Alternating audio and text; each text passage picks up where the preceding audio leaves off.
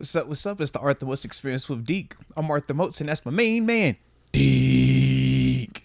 What's good? I think all is well. I feel like all is good. I don't think I'm forgetting anything. I hope I'm not. I got distracted, man. You walked in so drippy, bro. I couldn't even focus anymore, man. New cut, fresh I'm not doing Steelers tee, anything. had the Hirachis on. You know what you was doing when you walked in here, Deke. Deke tried to pull up on me today, ladies and gents. He tried to be so chill and so humble walking in here. And I'm just vibing out work and getting prepped up. And I look up and I'm just like, whoa, who is this guy? It almost caught me. I was like, whoa, I had to double check. I'm like, is that Deke? Is that Drippy Deke? He's like, what's up? Even though you said what's up today was just way, way different, man. Like the drip on your what's up today, oh man, that's way different than your normal what's up, bro. It said threw me all the way off. I couldn't even. I'm trying to get it together over here. I'm like, yo, what? Whoa, hold on. I was doing something. I can't even remember anymore. The drip is fire, bro. Shout out to the cut, man. Yeah, what's funny is I forgot to even schedule a haircut today. Bruh. But I went with it. I was back and forth whether to cancel it, but Yeah. one of my good friends cuts my hair, so Shout I didn't out want to to the leave. good friend, man. Yeah, I didn't want to leave her hanging. You know what I Shout mean? out, man. You schedule a cut, you go to the cut. I respect that. At least the Respect day that. of. Maybe if you give like a weeks or a few days notice beforehand, would you have can really? cancel. Would you have really canceled the day of? I wouldn't have canceled the day. Oh, I was about to No. say that. That is kind of rough, man. Especially for the hairstyles industry, man. Yeah, you don't want to do the day of. It actually might have been better for her. She was pretty busy. She was like doing 2 at a time. But you are Deke though. Who doesn't? You know what I'm saying? Who doesn't want to do your hair? Who doesn't want to take some time to make sure you're extra drippy, baby? Because you are drippy today, bro. Just could have freed her up some time. You know what I mean? I get it though. I definitely get it, man. I definitely do, bro. But no, it worked out. She did a good job. I like it, man. I'll shout Really out good to her, job. though, bro. Yeah, but bro, it just caught me off guard, man. So I do like that though, bro. I do like it a lot, man. Like I said, the standard's the standard. I'm Major rocking respect, some cool man. gear. Major respect. Let's see. What do we have today? Well, tonight, schedule release. We got hoops tonight as well, but no big game tonight. You know, big game tomorrow. Big game tomorrow. Yeah. It was a great night in the most Big, also. big game tomorrow You know? because of the big game last night. Yeah, man. You know. There was a chance that there couldn't have been a big game tomorrow. But Well, you know, you need that though. I feel like that's a part of the program. You have to have these exciting games, man. It's better for the script. Wouldn't you agree? A oh little bit? yeah, that Yeah. dog on Twitter is on point right now. Yeah, bro. Yeah, he went 3-1 Lakers. You know, he Mhm. like hits the ball off his nose and Yeah, goes in the yeah. buckets. He's on the money, but Yeah, bro. I mean, it doesn't finish in the Lakers' favor. I'll tell you that. Hey, it's If all this good. if this dog really is the NBA playoffs guru Yeah. right now, he's got the Warriors winning the next 3, Hey, starting last night. either way, it's gonna make for an exciting time, man. So I'm be excited for it, man. I'll be interested to see what happens with AD though. AD's always the interesting one whenever it's injury related. So we shall see. We shall What was see. it? Concussion?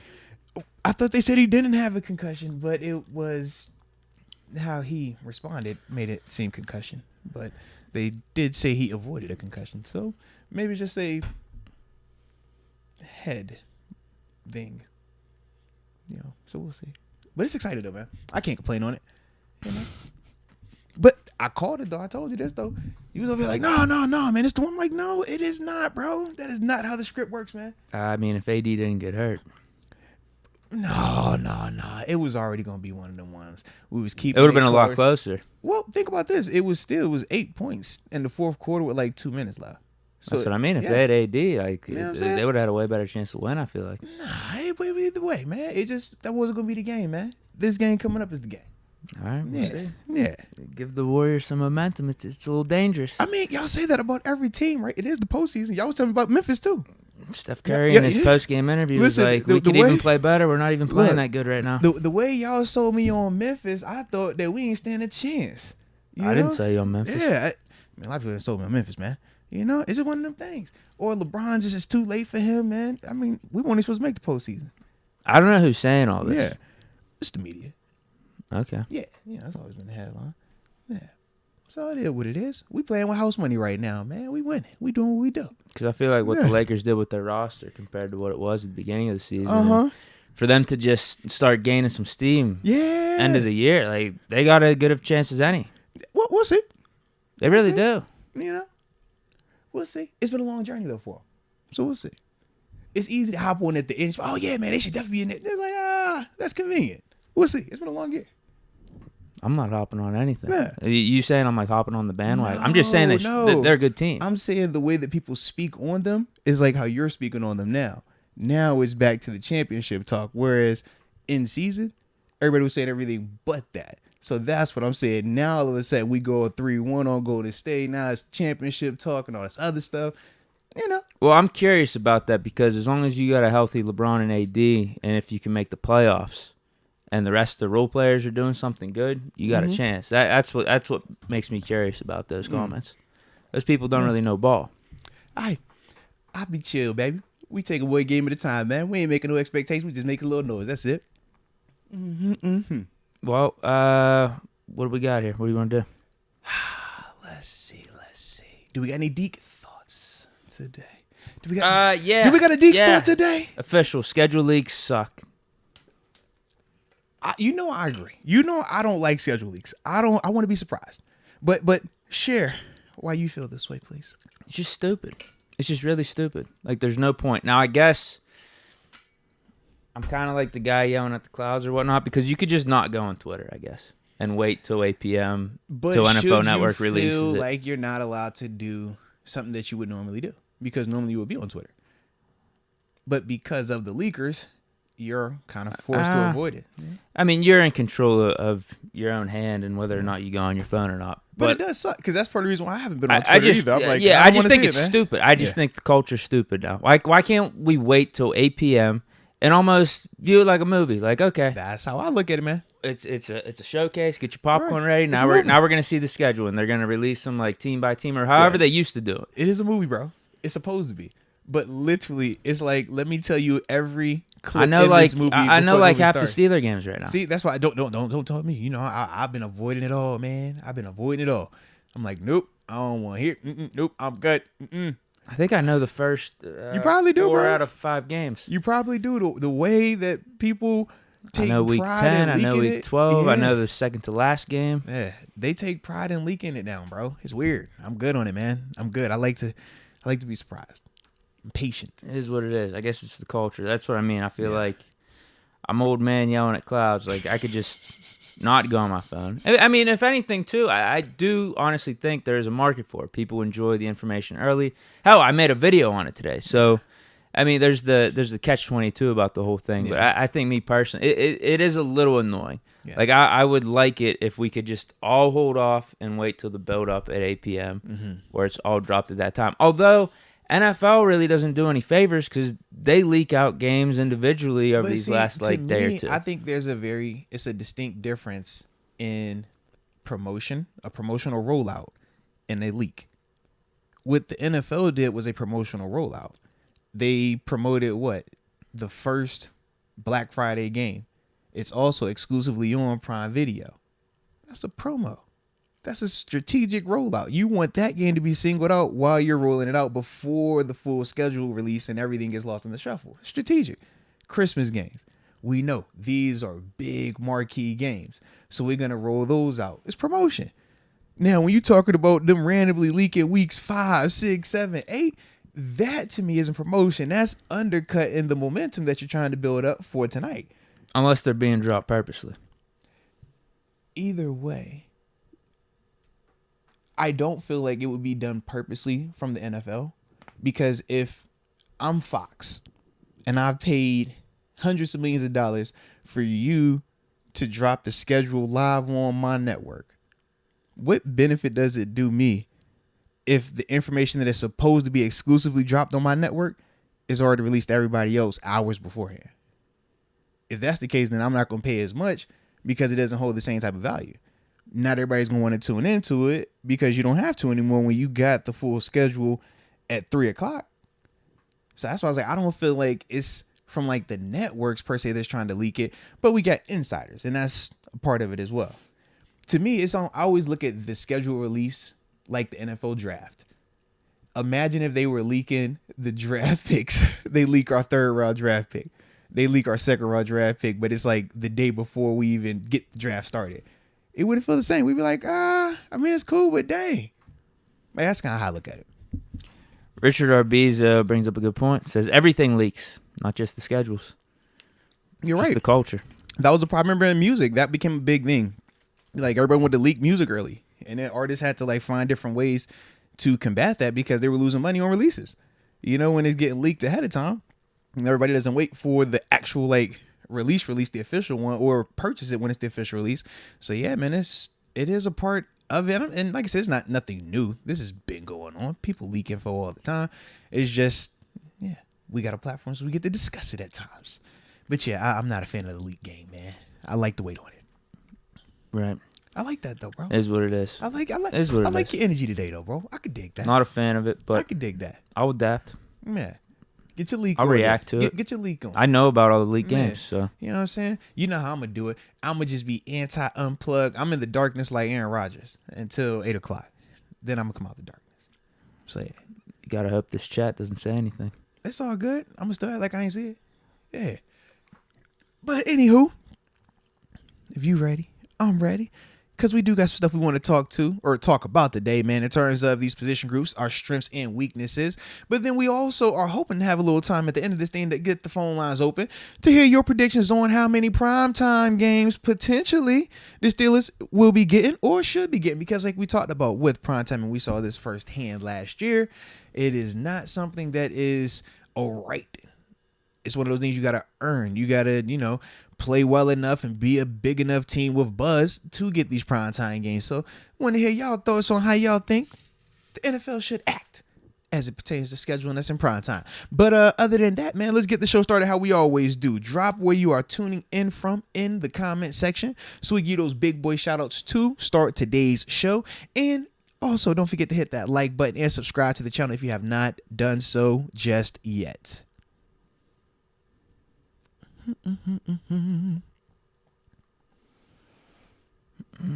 Just waiting for them to roll in. Oh yeah, we good, baby. We good. Jar good. Devil's the first one. Shout out the Jar. Tuning in from 310 San Pedro, California. Let's get it. He's finally taking hits after a 3-month hiatus. Man, I know you feeling amazing there. Shout out. Rod Dollars, the 330 Youngstown, Ohio. Share line, baby. Always tuning in. This Colton victory. Choi Fu, Honolulu, Pride Rock, Hawaii. Let's go. Aloha, my brothers. Aloha. Jeremy 24 is complimenting your fit as well. Moats low-key drippy today. Diamond chains hitting. Man, I appreciate you. I needed to tone it down because I got some new heat on my feet, We got Big Mabe, 918, Tulsa, Oklahoma. Shout out the Big Mabe. Dirk Diggler, not Deke Diggler. Whoa, 717, York, PA. Whoa, Dirk Diggler. I like that. All right. Edward Green, Okay. VA all day. 2 up, 2 down. Let's get it. Fran Bradford, 918, Tulsa, Oklahoma. Shout out to Tulsa. Bless you. Thank you. Gesundheit. Thank you. Or salute. Cody James, 860, Bristol, Connecticut. Let's go. Andre Anderson, 918, Jenks, Oklahoma. Man, let me tap in real quick because Leah Warren tuning in and she's checking in from the parent pickup line. Big time respect to you. I just actually got out of the parent pickup line. So salute you. Big facts. Tuning in from the 412. The South Hills. Respect. Steeler Nut 77. Excuse me for that one. The 661. Bakersfield, California. That's home of PZ. Shout out to Bakersfield. Then after that, we got Stan Claire, Smiles and Waves from the 905. Toronto. Love Toronto. Fun place to be. General Tatum. Huntington Beach, California.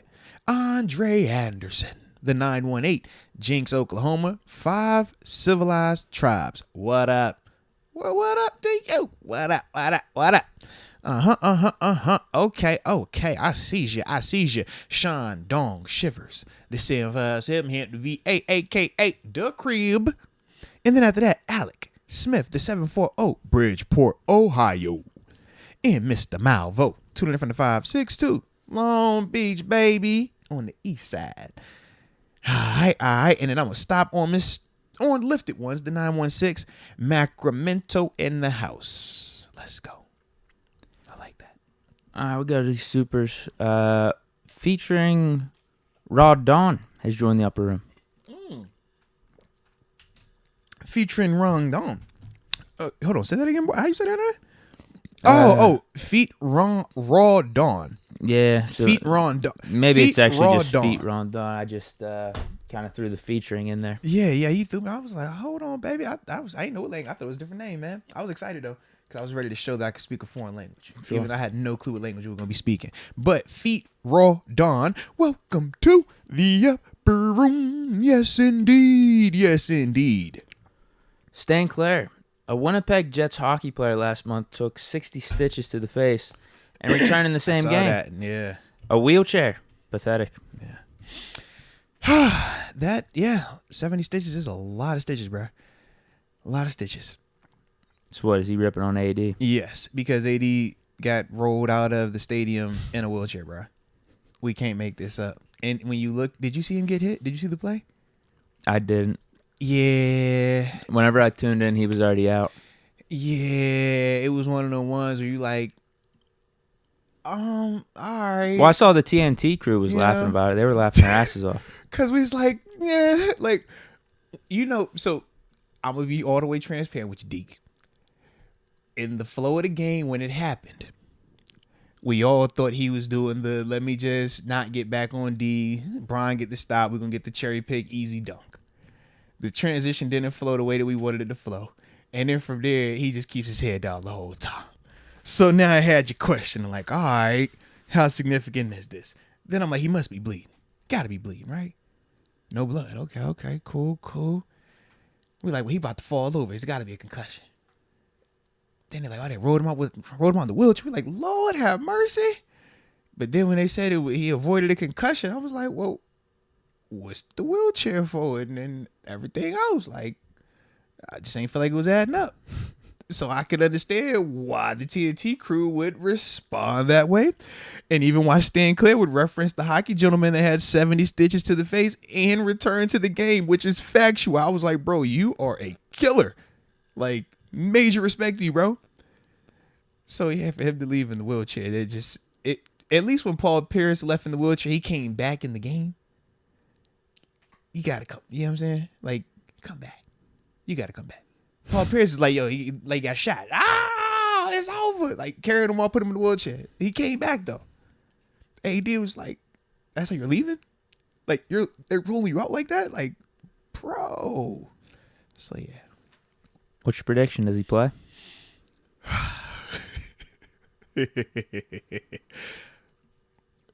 I feel like he is, because he's gonna know how everybody is like getting at it right now. And this is like peak AD moment, and I think he's gonna want to break that narrative, because this is a big part of why he gets the rap that he gets as it pertains to the injuries, or they call them street clothes, because it's just like some of the injuries that he sustains, and we not saying that they're not valid, but it's just his reactions sometimes seem to be a little bit past what we deem as a normal reaction. Well, not only that, he's just always hurt too.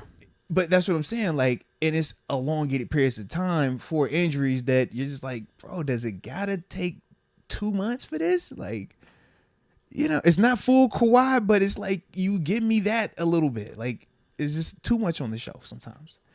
So yeah, but he's such a good player when he happens to be on that's why you live with it. So we will see. AJ Martinez has gifted a Moats membership to Other Jacob. Hashtag picket fence. Shout out to AJ Martinez, continuing to be a rock star on AJ Thursdays. But more importantly, the Other Jacob picket fence, man. Welcome to the upper room. Yes, indeed. Yes, indeed. And let me do this on the front end because I was already about to forget. But today's show is brought to you by True Classic Tees. As you can see, that's what I got on me. I was going to rock their hoodie today, too. Dude, I really like their hoodie, yeah. It is fire. Like, I literally just ordered me some more of their, like, 3 packages t-shirts. I like the shirts, man. They're comfy. They're designed for the common guy or gal. Athletic, on the arms. So that way you can feel a little good. But then, a lot of playroom in here. But as you can see with the prime and neutral colors and stuff like that, man, it just makes you feel nice.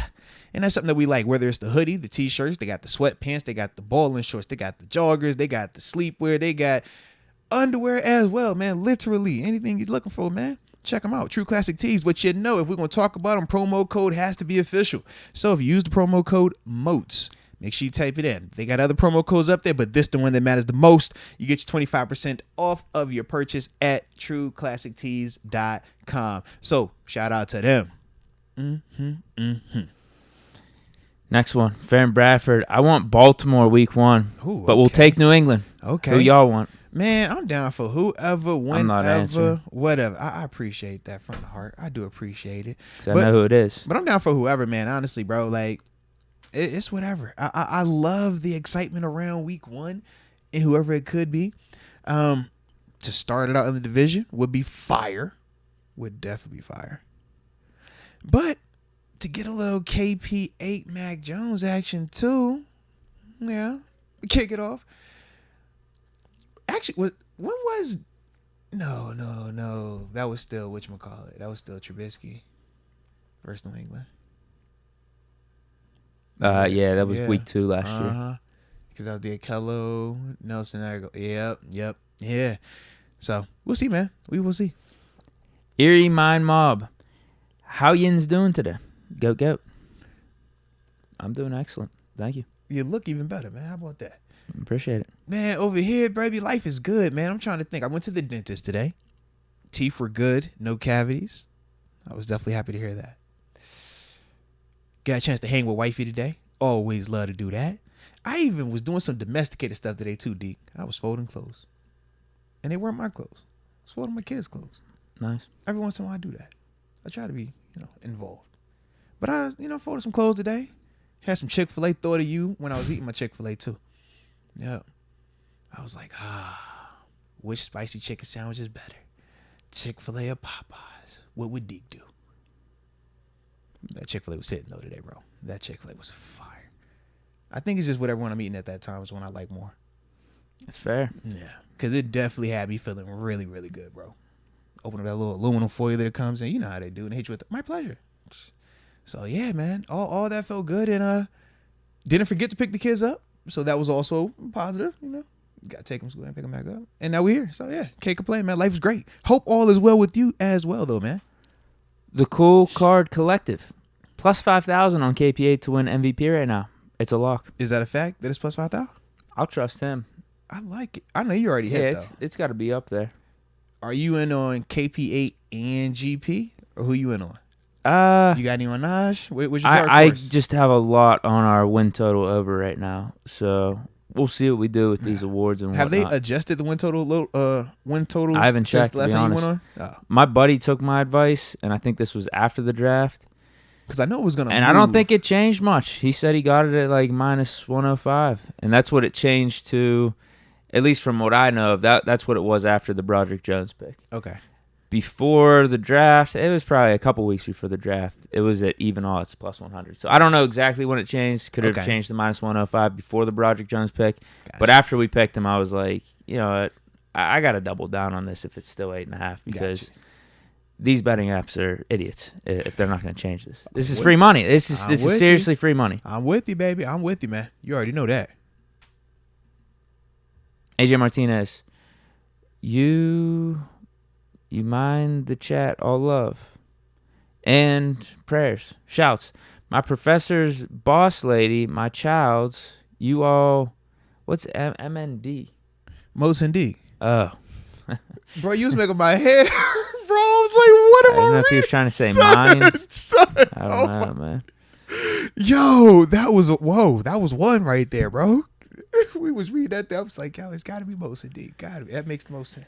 He says, and my first degree is being completed now and received on Saturday. Step 1. 5 to go.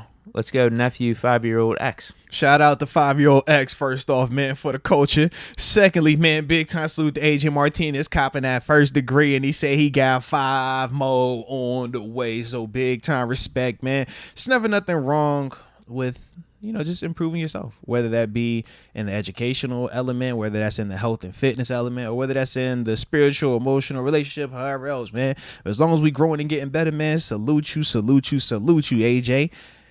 And shout outs your professor's boss lady, your child. Yeah. I ain't really understand that part, but you catch my drift. I'm like, it's sync positive. Yeah. It's sync positive. You know how AJ is on Thursday. On Thursday, this is AJ's day, man. It's a positivity day. I feel it. Woosah. Colton Troy Fu says, we got to trade for Talanoa Hufanga. Troy trains him physically, mentally, and spiritually. Plays just like him. Him as dimebacker or rover would be fire.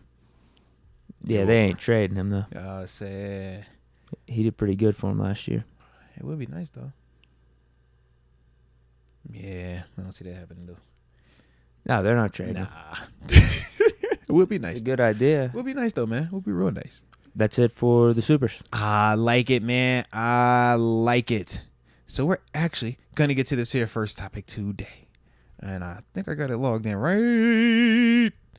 Boom. All right. So today, man, we did want to talk about the Pittsburgh Steelers position groups, but more so going back through and just kind of discussing which position groups we feel are the strongest and which ones we feel are the weakest post-draft now, post-undrafted free agency. We obviously did this prior to the draft, and clearly we've made some new additions, so we wanted to see how that then could have potentially changed in our thought process and stuff like that. So, without further ado, how would you like to talk about this today? I think you just say what you think the strength is, and then we talk about it. Let's do it, man. Let's do it. Probably the same for the biggest weakness. Let's do it, man. All right. So actually, I want to do it a little slower than that. Pause. That definitely didn't. I ain't like how that sound coming out. But let's first talk position by position. Strengths, weaknesses, what we like about the positions, and then from there, at the end of it, then we could decide which one we think is the strongest and which one we think is the absolute weakest. Sound good? Okay. All right. So, in terms of the quarterback position, man, what we like about it, well, shoot, I like the fact that we got Kenny coming back, man. Familiar in the system, definitely is ready to take that second year jump. We saw he finished the year out in terms of that 7-game stretch, but even more so for him, just winning. You know, getting in stadium and actually getting the feeling of winning games, closing out games. It's a great feeling. It's something that you have to learn, though, at this level. And that's something that he's coming back with. Love the fact that we still got Mitch Trubisky as his backup right now, because we feel like in terms of the contract along with the experience and the talent that we have, you know, one of the better backup quarterbacks in the league right now. So definitely like that part. In terms of concerns in that room, obviously we don't have a QB3 that's proven just yet. So obviously think of that. We still got to see what that year 2 looks like for Kenny in terms of him actually taking the leap. Yes, we feel great about it, but just got to see it actually happen. And we also know that that room is directly linked to Matt Canada. So we got to make sure that he is continuing to go in the right direction as well. But, you know, that's kind of how I think of the quarterback room right now. What say you, though? Yeah, I think strength, you got a young quarterback that you drafted in the first round to be your franchise who should ascend in his year 2. Should only be getting better. And then with the backup in Mitch, I think you have the best backup in the league. So at QB1 and QB2, I think you're feeling great. If Kenny has to miss a game or two, Mitch can come in. He can play well. We saw it last year. Just shouldn't have thrown those 3 picks against the Ravens. That's all. But no, I think he's the best backup in the league. He's a really high-end backup. And I think he's a good guy to have around for Kenny. If Kenny can stay healthy all 17 games, in worst case, Mitch is just there for support. Correct. Telling Kenny what he sees, just being a guy he can lean on. Like, that's a benefit in and of itself.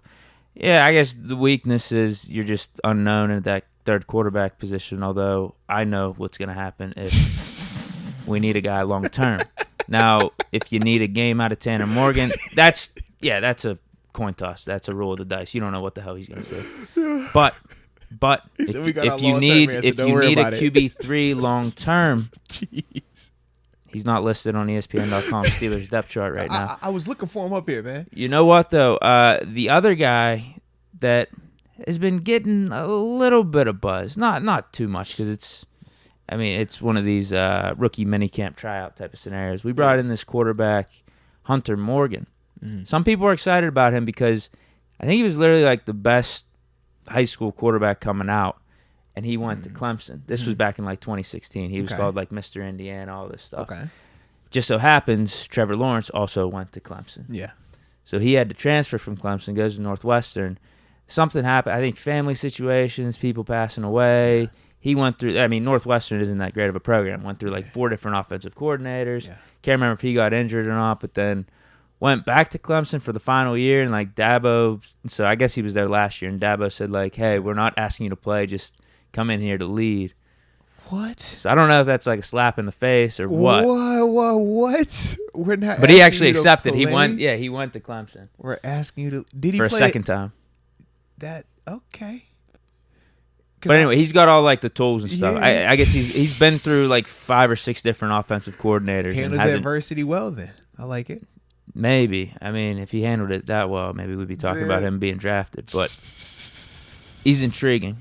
Intriguing to say the least. So we'll see what he does in these rookie mini camps this weekend. I just love how my dog Deke came with all the info. That's the beauty of what you do, Deke. They be trying to get at you, Deke. Nah. Don't play with Deke like that, man. Let's ride. All right. QB spot is in good hands. It's not on my weakness list. I'll put it to you that way. All right. Next up. Talk a little running back room, man. So, obviously currently listed on the roster, you got Najee Harris, Jaylen Warren. Then after that, Anthony McFarland Jr. and Jason Huntley. In terms of the running back room, we got our 1-2 punch. We got our Thunder. We got our Lightning. In terms of Najee, as long as it's healthy Najee, late fall, December Najee. Love that version of Najee right there, man, when he's being super physical, running through folk, making them scared to hit him, and then allowing Jaylen Warren to really get active in the screen game, in the off-scheduled style runs, counters, and stuff like that, man. I do think that's a dope tandem. Anthony McFarland, he's the one where it's just like, he's my wild card. Still some potential in there. We saw it flash a little bit, but we still feel like it's so much more that he could be bringing us. That's a compliment for him, not a negative, but it's to that point where he has to show it. So, still feel good about that room though, man. In terms of concerns or potential weaknesses, would just be if Najee started out slow, like how last year started out, but we do feel like part of that was because of the injury. And the other part was just the O-line, just continuing to get it figured out early on. But yeah, I don't have a lot of negative about the running back room, honestly. How you feel about it? No, I consider it in the conversation as one of our strongest positions. Because you have Najee Harris, a Pro Bowl running back, back-to-back 1,000-yard years, and Jaylen Warren as his backup, who at times last year I thought could carry the workload if Najee Harris couldn't continue because he was so banged up. Absolutely, man. And yeah, he showed his flashes. He could even block pretty well too. That's a great 1-2 combo. I mean, if you want to complain about the third running back and there being uncertainty there, I can almost guarantee you about 95% of the teams around the league, if you ask them about their third running back, they're going to be like, yeah, we don't know much about it. Right. We're talking about the third running back. Yeah. But as our third, if the unknown is Anthony McFarland, I still feel better about that than I do about some of these other potential threes if I had to choose. So, yeah. I like it, man. Good room. I like it. Hey, and shout out to Black and Yellow Texas still. We all live, baby. Yes, sir. Yes, sir. All right, now to the sexy wide receiver room. Boy, I love this position group right here. Deontay Johnson, George Pickens, Allen Robinson II, Calvin Austin III. Then after that, let's continue on with this room. You still got the homie Gunnar Olszewski in the building, Miles Boykin, then Anthony Miller still here, Cody White, Jamarcus Bradley. Then they also have Dez Fitzpatrick, Dan Chisena, and the young rookie Jordan Byrd. So, a lot of names in there. Obviously, we know when we cut down to 90, we're not going to keep all these guys. But in terms of strengths, I mean, we low-key got a potential freakazoid in that room, a potential top 10, top 5 type receiver in terms of talent. We're going to see what it actually develops into. But George Pickens, he's as good as advertised. We saw that last year. We know that just needs more attention, more attempts so he can continue to flourish. Deontay Johnson's a Pro Bowl receiver. We know who he is. Really good player. Could he be better with his catching? Sure. But really good player. Allen Robinson, former 1,000-yard receiver. one season where he actually led the league in receiving yards. So another high pedigree guy in terms of his talent, Calvin Austin. That's the freebie pick. Him sitting last year makes us feel optimistic about him, almost like he's another draft pick this year. But as a whole, man, just a really good group in terms of you got your special teamers and you got your talented high end guys. But we got one of those unicorns potentially, one of those X factors. So yeah, I feel really, really good. Definitely not a lot of negativity in this room, man. We could talk about just the needing to get the proven element of our slot situation, but we feel talent wise good about the options that we do have in house. We just got to actually see it come out there. But in terms of everything else in that room, man, I feel really, really good about our receivers. Right. If you're saying our top 7 is Deontay, Pickens, Robinson, Calvin Austin, Boykin, and then a toss-up between Olszewski or Anthony Miller. Like, that's a great situation to be in, and you're man. probably cutting one or two of those guys. Yeah. Between Olszewski, Boykin, and Miller. Mm-hmm. Yeah, if you're saying, like, even Miller. If you're saying Anthony Miller's your potential 5th receiver, that's a pretty good receiver room. It's a really good receiver room. And Pickens should become wide receiver. I mean, he arguably was wide receiver 1 last year. It's just we didn't throw the ball that much as an offense. Mm-hmm. And you're saying Allen Robinson played like 30% of the times in the slot over the last like 5 years. Yeah. He could come in and be your wide receiver 3, and you can bounce him outside. I mean, we just have – it's almost like the cornerback room. We have really good versatility with our top 3 receivers. I'm confident in all of them. Like, as much as I want Deontay to catch the ball more, he's still a good receiver. Pickens should only be getting better. Robinson, if worst case he's giving you 500 yards, that's still a plus for your wide receiver 3. That's exactly the worst case scenario you're asking for when you brought him in. But I think that's like if the season goes bad for him, like if he misses a few games and like can't really find his niche. Because I'm expecting at least 700-800. I think that's like he's in that the range, average. Yeah. Mm-hmm. But then you have a Calvin Austin with the speed who might be able to do some of those jet sweeps for Canada too. Just that X factor where you could bring him in. Like, even if you only throw him in there for 20% of the snaps, who knows what that does to a defense. Mm-hmm. Gunner, we brought him over more for punts, but he actually did get some time on offense here and there. Could do some blocking for you. I'm not expecting much from him, to be honest. It seemed like him and Kenny built a little bit of a rapport in preseason. Mm-hmm. So I don't know if that'll carry over to this offseason at all, especially with how crowded the receiver room is now. And then, it looks very different this year between Boykin and Miller, I mean, I even liked Boykin last year just as a backup in case Claypool or Pickens went down because he had a similar body type. Tyler Vaughn's going at it, man, in terms of both of them dudes just killing in the preseason. Boykin was really good in preseason. We just didn't get to see him at all in the regular season. Yeah. But at least he brings that special teams. And then Miller, he's a wild card. We just haven't really seen him do anything in a Steeler uniform. And he got, hurt the, second, third week of training camp. So we never even got to see it in the preseason. Put him on IR, yeah. Yep. Absolutely. So, yeah, let's say feel good about that room, though. Tight ends listed on the roster, and that's how we're talking about them as they're listed. Pat Freiermuth, Zach Gentry, Darnell Washington, and then Connor Hayward. Shout out to Connor. I love this room right here, man. Number 1, we got Pat Freiermuth. That is the alpha. That is the unicorn of the group, the guy that is going to continue to excel at the position, continue to put up really nice numbers and stats, and continue to just be a nice weapon for us. Zach Gentry, we know what he's developed into as a really good blocking tight end, a guy that we feel confident in.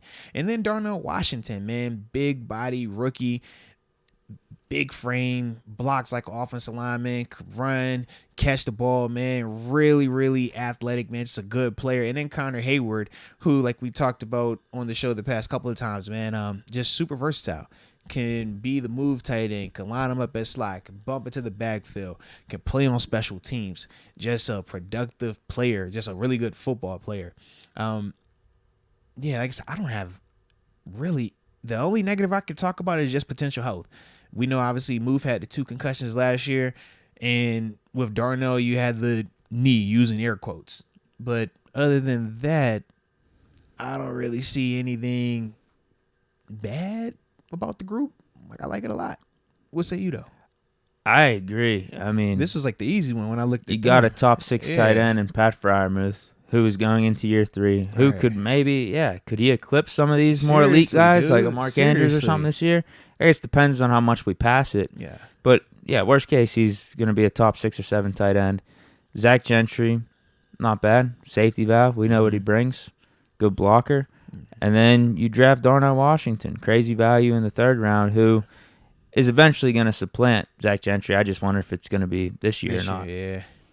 It might be. Low key, I feel like It he might might have be. a chance, a real, Just because chance, he's man. more athletic. Yeah, it's instead. I of can't just really. being a Can we say blocker. bigger target? I guess he probably weighs more. Yeah, because About Gentry's 6'8". 6'7". Low key, actually, let's see what's the official. I would say Darnell is I'm just gonna look because at of the, his I'm athleticism. I'll look at the official. So I the would say official- he's a bigger target. Officially, Darnell is 6'7", 270, so he's built like a 1AA left tackle. I like that. And then you got Zach Gentry, 6'8", but 265. So one's an inch taller, but 5 pounds lighter. One's an inch shorter, but 5 pounds I think Darnell's heavier. faster. I think Darnell has a higher vert. So the real question is, Deke, because you are Mr. 13 inches, does this inch matter? What? Oh, the In height. terms of the height between Zach No, and not in terms Darnell? of being a bigger target that way. Okay. I just feel like Darnell's going to give you a bigger catch radius. Because of the feel with jumping and same, the yeah. athleticism I feel that the he same, has. yeah. Because, Gentry isn't nowhere as athletic as we've seen Darnell. Like, Darnell jumps over guys. Like, we don't see Gentry doing that type of stuff. Darnell out in space could run. Like, yeah. And you have Hayward as your 4th tight end. Connor Hayward's your 4th tight end. That room's got to be pretty good. Mm-hmm. Even though that's not his like main position or anything, he's still a really good player. Yeah. I like him a lot, man. I like him a lot. Fullback. Elite Monty. room. Porterbomb.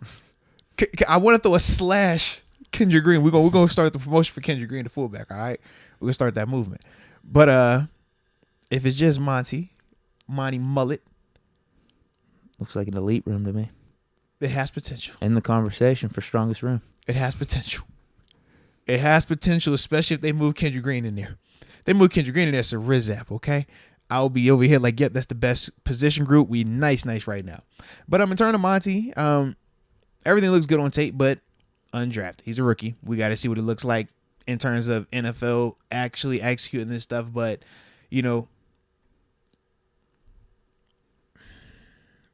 that is, I'll just leave it at just uncertainty. But still talented. That's it. Yeah, there's nothing wrong with him. Yeah. Put Kendrick Green there. I love it, though. All right. O-line. Well. How the tables have turned. Well. A year ago this time, Deke, I don't think we all felt like this about this offensive line. Shoot. It felt definitely better. Brought in Mason Cole, James Daniels. Yeah. Dotson. Yeah, because I think, wasn't Dotson, was he banged up or I thought he something was the year still before? like, yeah.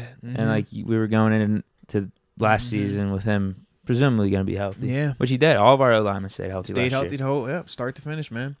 But in terms of our offensive line, man, I feel really good about it. You got your first round draft because you traded up for the back-to-back natty champ, Broderick Already got him number Jones. 1 on the depth chart. I saw that too. I was like, they ain't waste no time. Do the Steelers have their depth chart? Cool. Well, This is on ESPN. I thought the Steelers were the ones who sent it to ESPN. Let me see. Yeah.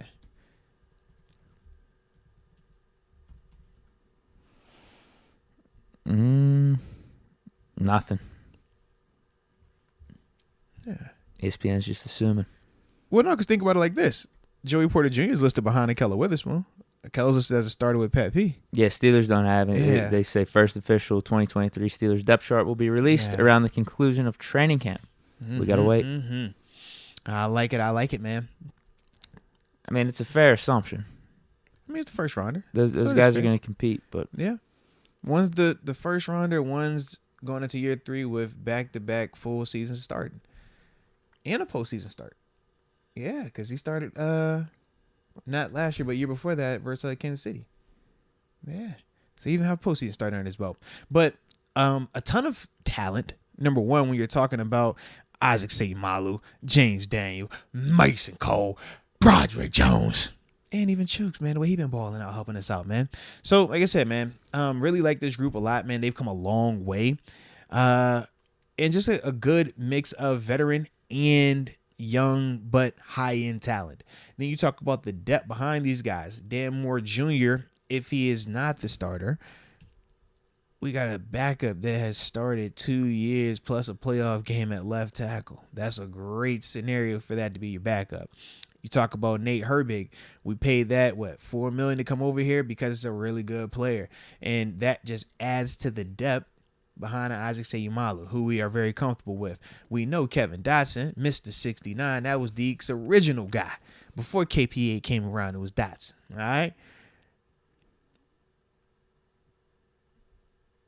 I was going to shout your boy out, Kendrick Green, too. No. Thank He's like you said, he's over in that fullback spot. Fullback, so we won't even consider him in here anymore. Who the hell is Ryan McCollum? So, Ryan. He's listed as our backup center right now. I want to say when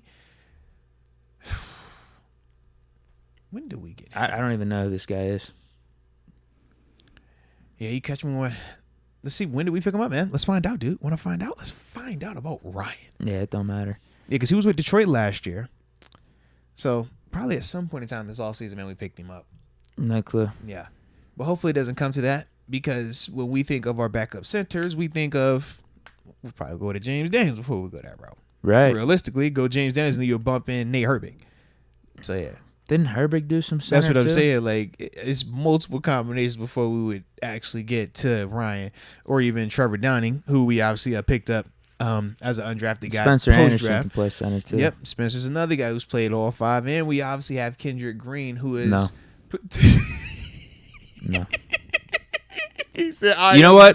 You know what? You know what? You want to try him out at center again? Hey, He can hey. snap for Tanner Morgan. He has started third. He can snap for Tanner Morgan. He started 15 games at center. He did, bro. No, get him nowhere around Kenny or Mitch. Or Mitch. I don't want to do that to Mitch either. He could snap for Tanner. Yo. Or maybe that Hunter guy I was talking about. That tryout. That rookie minicamp tryout quarterback. He could snap for those Why you guys. gotta be like that, Deke? Why you gotta be like that, man? That Hunter Johnson guy, he went up with how many offensive coordinators in college? 5 or 6? God, This would be his toughest test yet. Jesus. This would be his toughest test. Get Kendrick Green as the center. We'll see if we'll see what type of adversity Bro. he can overcome there. What's wrong with you, man? Just saying. It's not even a discussion, dude. I don't want to get our guys hurt. Hey, At least our top 2 guys. Oh, Tanner Morgan, Hunter man. Johnson. Give them. Let's see what they can do. Oh man, I'm sorry, Kendrick. I'm sorry, bro. I had We want him at fullback. So he's just a fullback and fullback only. Fair enough. Just a fullback. Well, they actually have him listed at guard. But I you did brought up see that he could take but- center snaps, but you shouldn't Well, have brought that up. because he Don't bring that up. He That's did. irrelevant. He came into the league as a center, and we even gave him 53 to follow in the the footsteps of another great center that played for us. I just thought that we all together. Remember my Martin Luther King? All of us together. I just thought that Kendrick could. He's part of that dream too. I'm sorry. No. Oh, good. Oh. So, in terms of the strengths, though, like I said, man, just love the youth, love the talent across the board, especially with that starting group. Love the fact that we're returning all of our starters and potentially having a nice upgrade at that left tackle spot with the rookie. In terms of the concerns,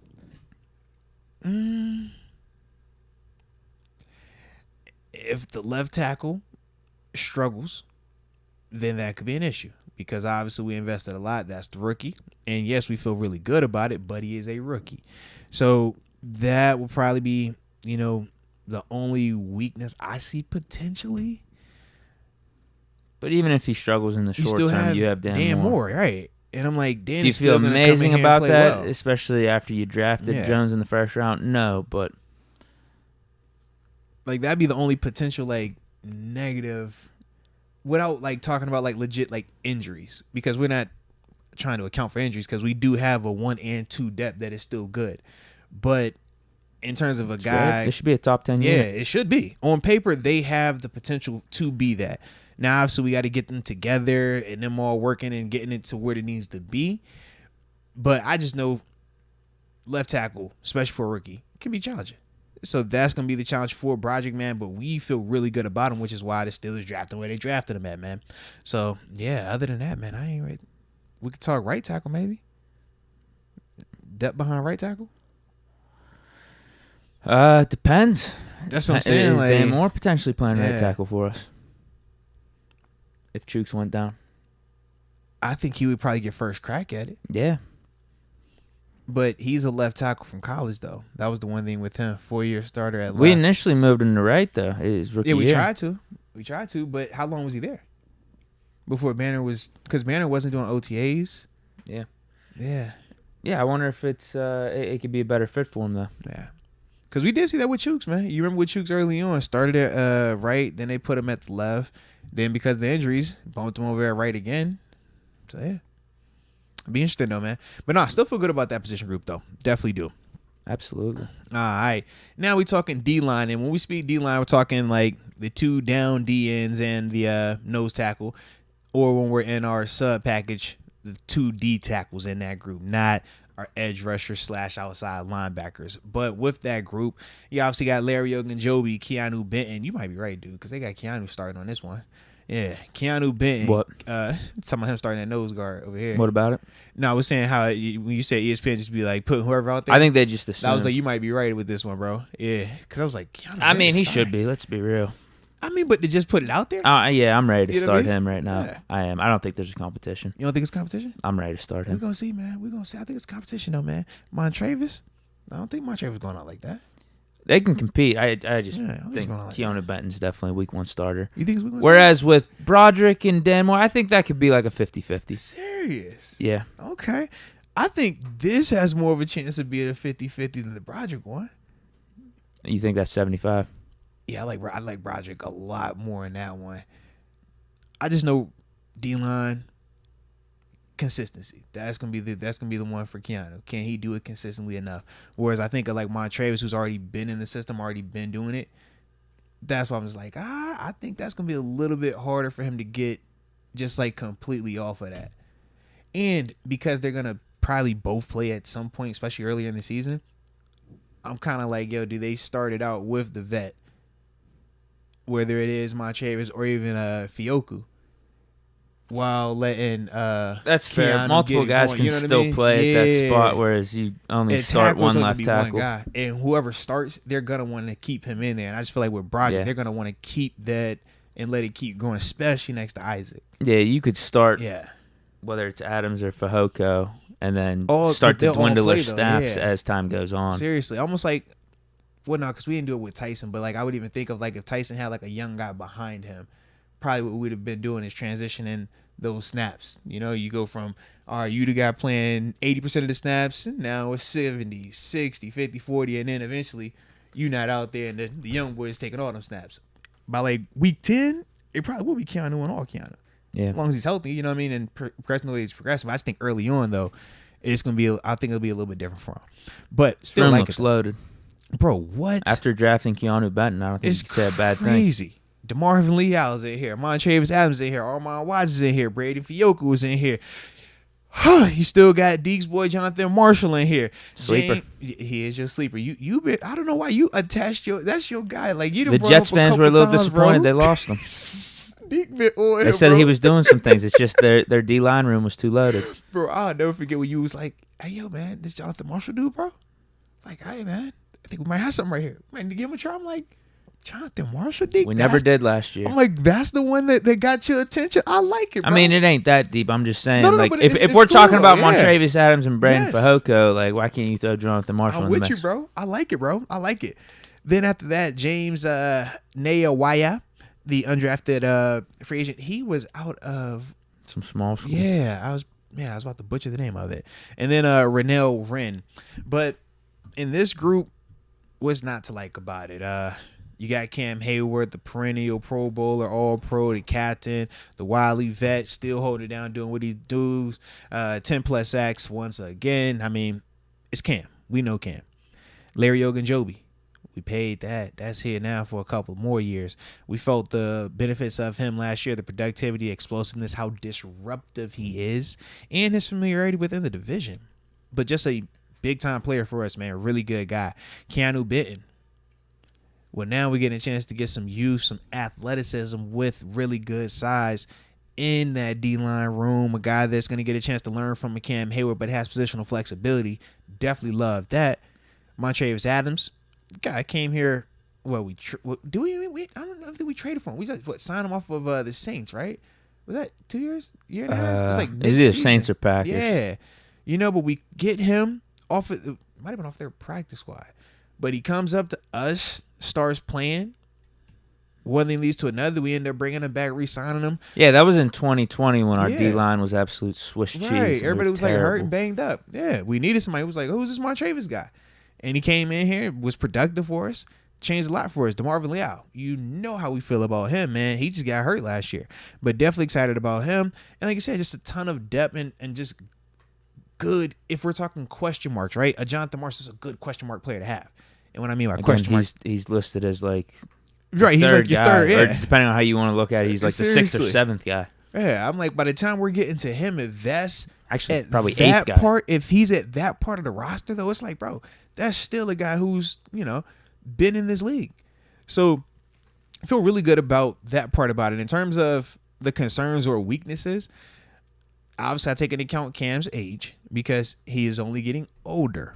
We do understand that, but he does continue to age like a fine wine. Shout out to my dog. But that is a concern. It's another year older. Outside of that, though, I love the depth. We could question some of the youth that's going to be asked to play. Keanu Benton, DeMarvin Leal. How much are they going to grow up? How much have they already grown up? And how consistent are they going to be? But outside of that, man, I feel really good about that position group, man, in terms of the talent, having a high-end guy like a Cam, having really good players like a Larry Ogunjobi, and then from there, just everything else is in that room. Yeah, another group like the O-line. Yeah, it's basically the mirror of the O-line on defense. Another position group, though, essentially, that went from a weakness or a big question mark over the last, 2 or 3 years, to I don't really see any flaws in this. Yeah. Like I said, hard not to like what we've done to the trenches. Building the trenches. We have definitely made that a point, and I like it. Definitely do. All right, at outside linebacker, we got the depot. TJ Watt. Hello. We also got Mr. 14 and a half Sizax, Alex Highsmith. Then from there, Nick Herbig, a.k.a. Lil TJ, a.k.a. the brother to Nate, a.k.a. give me another stone in that infinity gauntlet. And then after that, Quincy Roche, we still like him. Then after that, David Perales, the undrafted rookie. I forgot his college too. Just slipped my mind. And then Emeka Egbula. Perales was Fresno State. Fresno, that's what it was. Yeah, guys. Fresno. I knew it was undrafted. I was like, which college? He's Fresno. And I feel like in terms of the Nayam Waya? I feel like it was like Meadowbrook or Meta something. It was one of them schools like that. I think it was a man. D3. Yeah, it was one of them names, man. I should have just clicked on it. I'm about to cheat real quick. Oh, Merrimack. I knew it was something with an M. I was close. I said Merrimack, Middlebrook, same difference. Yeah, y'all caught what I was saying. But in terms of outside linebackers, man, what's not to like about this group? I got my depot, my favorite pass rusher in the game right now, TJ Watt. Love that. Then I got Alex Highsmith, my second favorite pass rusher in the game right now. All right. Doing anything, man. That type of tandem. Two guys that can really get after it. Two guys that have not only shown they have the potential, but have actually proven to be productive in the double-digit sack range, the high-end double-digit sack range. So definitely love that. Nick Herbig, drafting him coming in here to be our third rusher, compete for the third rusher spot. Love that pickup. Super athletic, natural feel as a pass rusher, has versatility to drop into coverage, has positional flexibility to potentially do some inside linebacker stuff for us as well. And Quincy Roche, man, a dude that we were excited about. What was that, 2 years when we drafted him now? Yeah. Wasn't able to stick on our roster, bounced around a little bit, had some success in New York with the Giants, but then came back, man. So it's always good to have something like that. David Perales, man, this is a dude that knows how to rush. He's a good player in terms of him rushing, in terms of some of his technique and fundamentals. I think for him, consistency is the big thing, as we talked about him the other day. he's flashed. He's shown some things. I think he runs really well also, but he's going to have to just be more consistent. That's going to be the thing with him. Yeah, man. I like that group. The Nick Herbig pickup really, eased a lot of the questions for me. If there was a concern, it would just be making sure that TJ stays healthy, just because we obviously saw last year what he missed, and when he missed, how it kind of impacted us. Feel very good about Nick Herbig, but more cautiously optimistic just because he's a rookie. But outside of that, I ain't really got no negatives with it, baby. Yeah, you have two studs. You literally have the best Seriously, edge rusher in dude. TJ Watt when healthy, and you have Alex Highsmith, who, I mean, right now, I don't even think it's a question. Like, top 10 edge rusher in the league. Bro, it's 14 and a half of them things. What are we talking about? You feel Those me? are your top two guys. Yeah. Those are the guys that are playing 80%, 78% Seriously, of the time. They're your starters. Yeah. Maybe you can make an argument we're still missing just another backup edge guy just to have in case Herbig doesn't work out in his rookie year. Mm-hmm. But still, to address the spot by drafting Herbig in the 4th round says something. And we like him. We like him coming out. Yeah. He is like a mini. I'm not even gonna disrespect TJ like that. I was gonna say he's a mini version of like TJ, but you get what I'm saying. You can't disrespect TJ. Yeah, No, TJ's TJ. I'm not trying to go there with that, but like, yeah, he could be a good backup for TJ. TJ could show him stuff. He already has been because of the Wisconsin connection. Mm-hmm. But also, like, he's athletic too. Like, he's just a good edge rusher in and of his own right. Yeah, He's just an overall good player, and he's another guy you can move inside somewhat. But like Quincy Roche as your 4th edge rusher, not bad.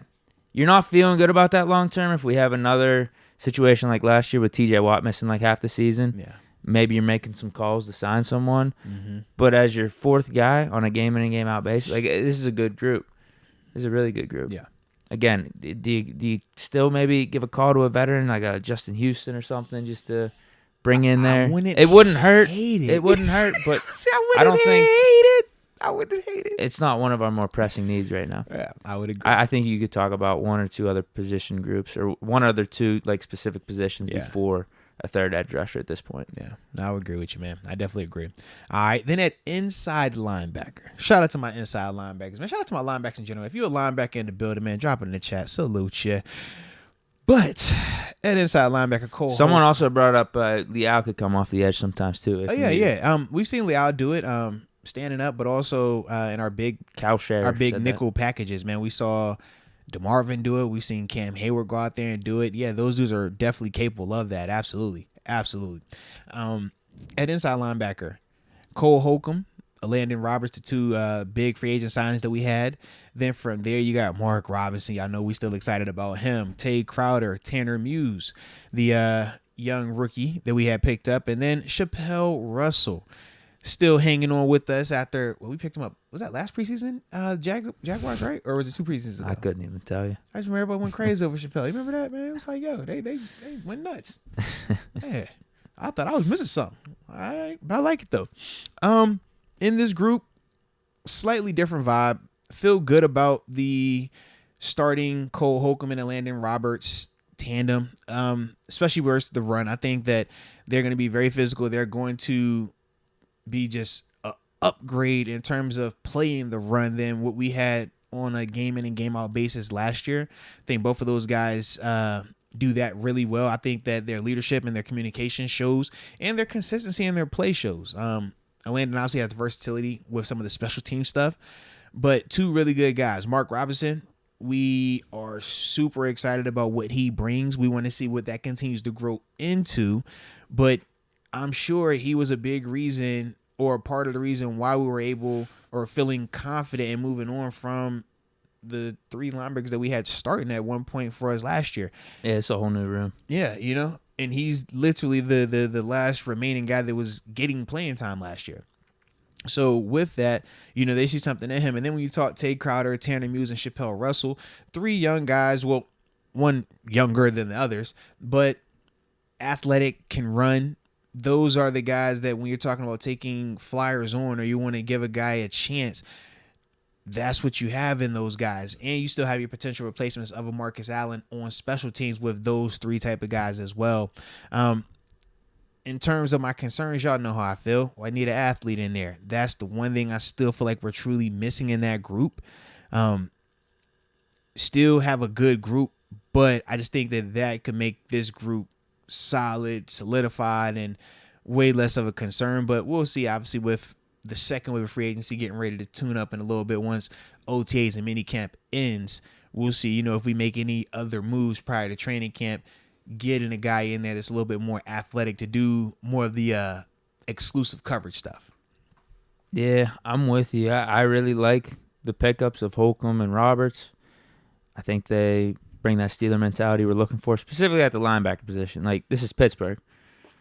Linebackers got to want to hit. Like, it's just, it's one of those things. I remember Coward, he would always try to, he's like the king of these analogies when it comes to sports talk. There was the one time he brought up, like, what quarterbacks, like, fit like certain cities or certain teams. He brought up, like, Carson Wentz. He fits, like, the Packers. Yeah. With the Steelers, like, that goes hand in hand with, like, smash mouth football and linebackers that are going to hit and not be afraid to hit. Yeah. So Cole Holcomb and Landon Roberts, like, fits that mold. But we are still playing football in 2023, and the game has evolved a little bit. Yeah. So I'm with you. I think we just, if we get a Reuben Foster, Quan Alexander, I think that really solidifies this group. Yeah, absolutely. Really does. But I still like even the back. Mark Robinson, Tanner Muse. I don't know how much I like him for linebacker, but he's a great guy to have on your team, particularly for the special teams. And you got Tay Crowder. You know what? As much as he's probably more of a name at this point, because he did play well for the Giants. That is another thing you can say about him, though. He played success in the league. He played for the Giants, and I think he had like 100 tackle season. He had a season like that. Like, he had a lot of starts from when he came in as a rookie, and he's your third or fourth guy. So, no, it's still good. Like, this is what I love so much about the Steelers offseason. Yeah. We're talking about this inside linebacker room, and, we have some concerns and stuff, but if this is one of the bottom rooms that we're talking about in terms of, like, weaknesses as a position group, I think we did pretty damn good. I'm in agreement with you, baby. I'm in agreement. It's still good. It's still good. Like, if you put the microscope up to it and say, okay, we could use just this. Yeah. It's just being a little critical, which is what we're doing right now. But and this is what you have to do when you're talking a good about room still. When you're trying to win a championship. You got to be critical. That's all. We doing our due diligence.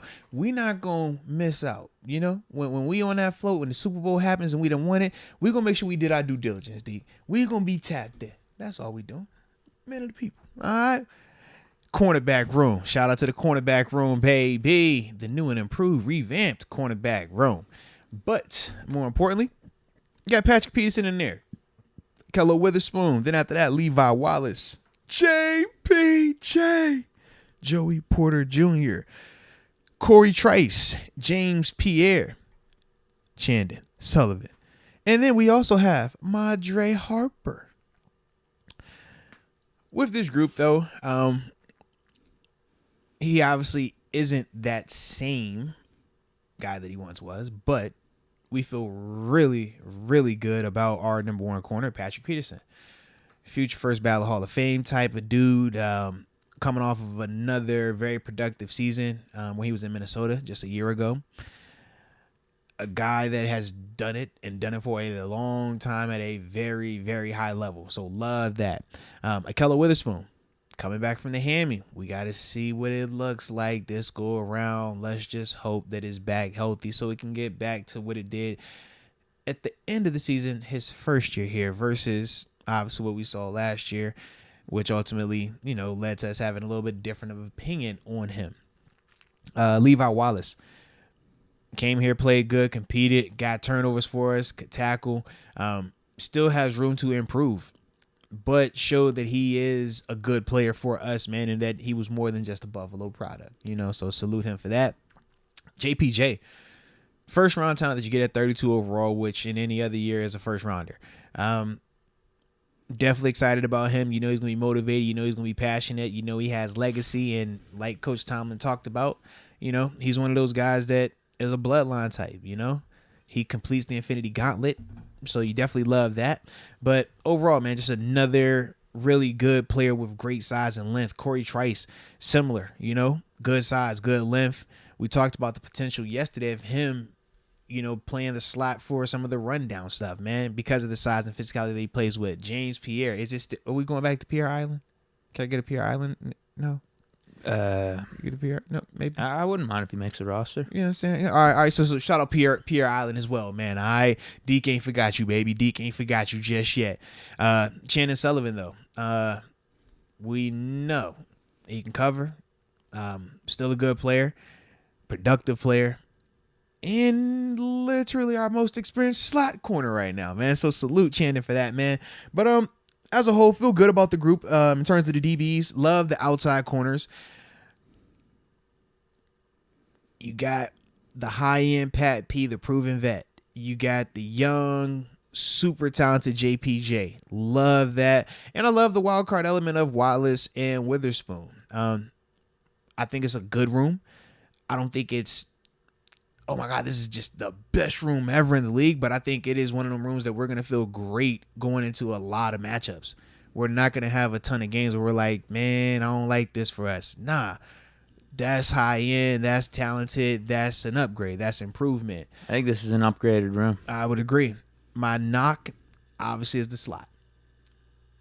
We got a piece in terms of Chandon that can definitely operate and do what we need, but we know that that's only one part of the equation for that position. But as a whole, like I said, this is very talented, man, and just across the board, like it's not a lot of flaws when you're looking at that DB room.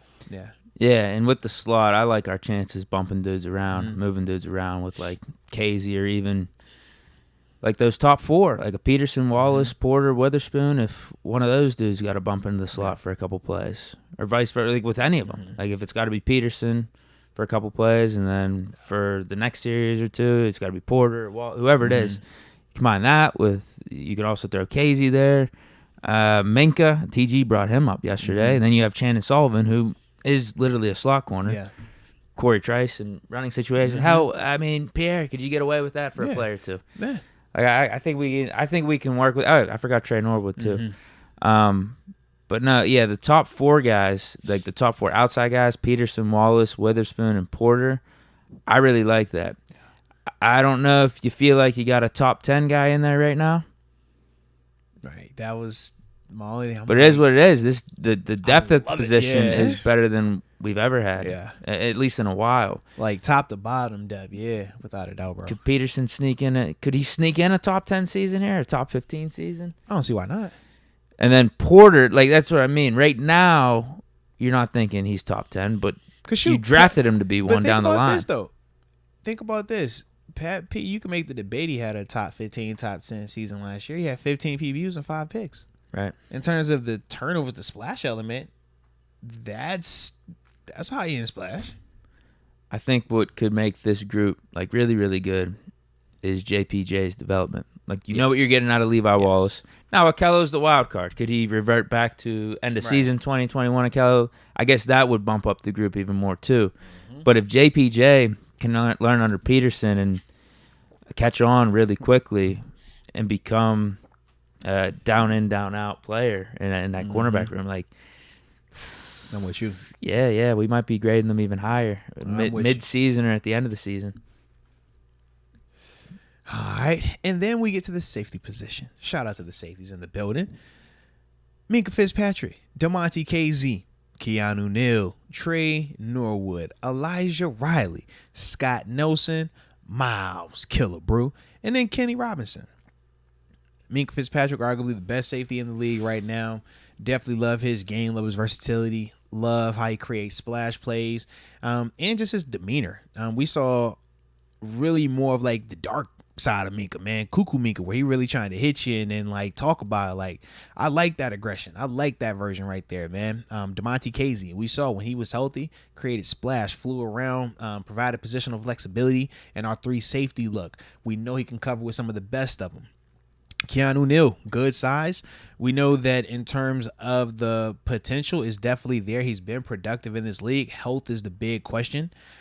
Trey Norwood, young, talented player. Been in the system now for what, 2 years? So for him, man, the familiarity is there. Versatility is there. It's time to put it together and make a move because obviously we know we brought in some new stuff. Got to shout my special teamer out, Miles Killebrew. He's still holding it down, doing what he does. Elijah Riley came in here and played for us last year, man. Helped us get out of a stadium. I like this group a lot. I guess knock is just the similarities of players in terms of KZ and Fitzpatrick. We've talked about that though.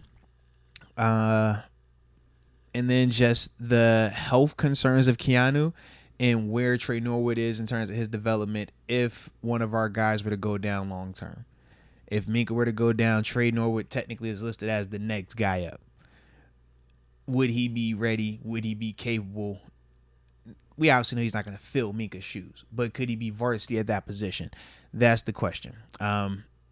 But outside of that, I don't really have a lot more off of that with that group. Again, though, I mean, we were talking about that with the running back. Seriously, our third guy, Anthony McFarland, we have question marks. In this case, it's Trey Norwood. He's our fourth safety. Yeah, I'm like... Any team, if you go to their fourth safety, it's going to be like, we don't know about this guy. If we got a couple injuries, this could be a rough game. Right. If we have to actually play him. I'm not tripping on it. I feel like we're similar. Like, we got the reverse. Our safety issue is the reverse of our linebacker issue. At linebacker, I feel like we got thumpers and not coverage guys.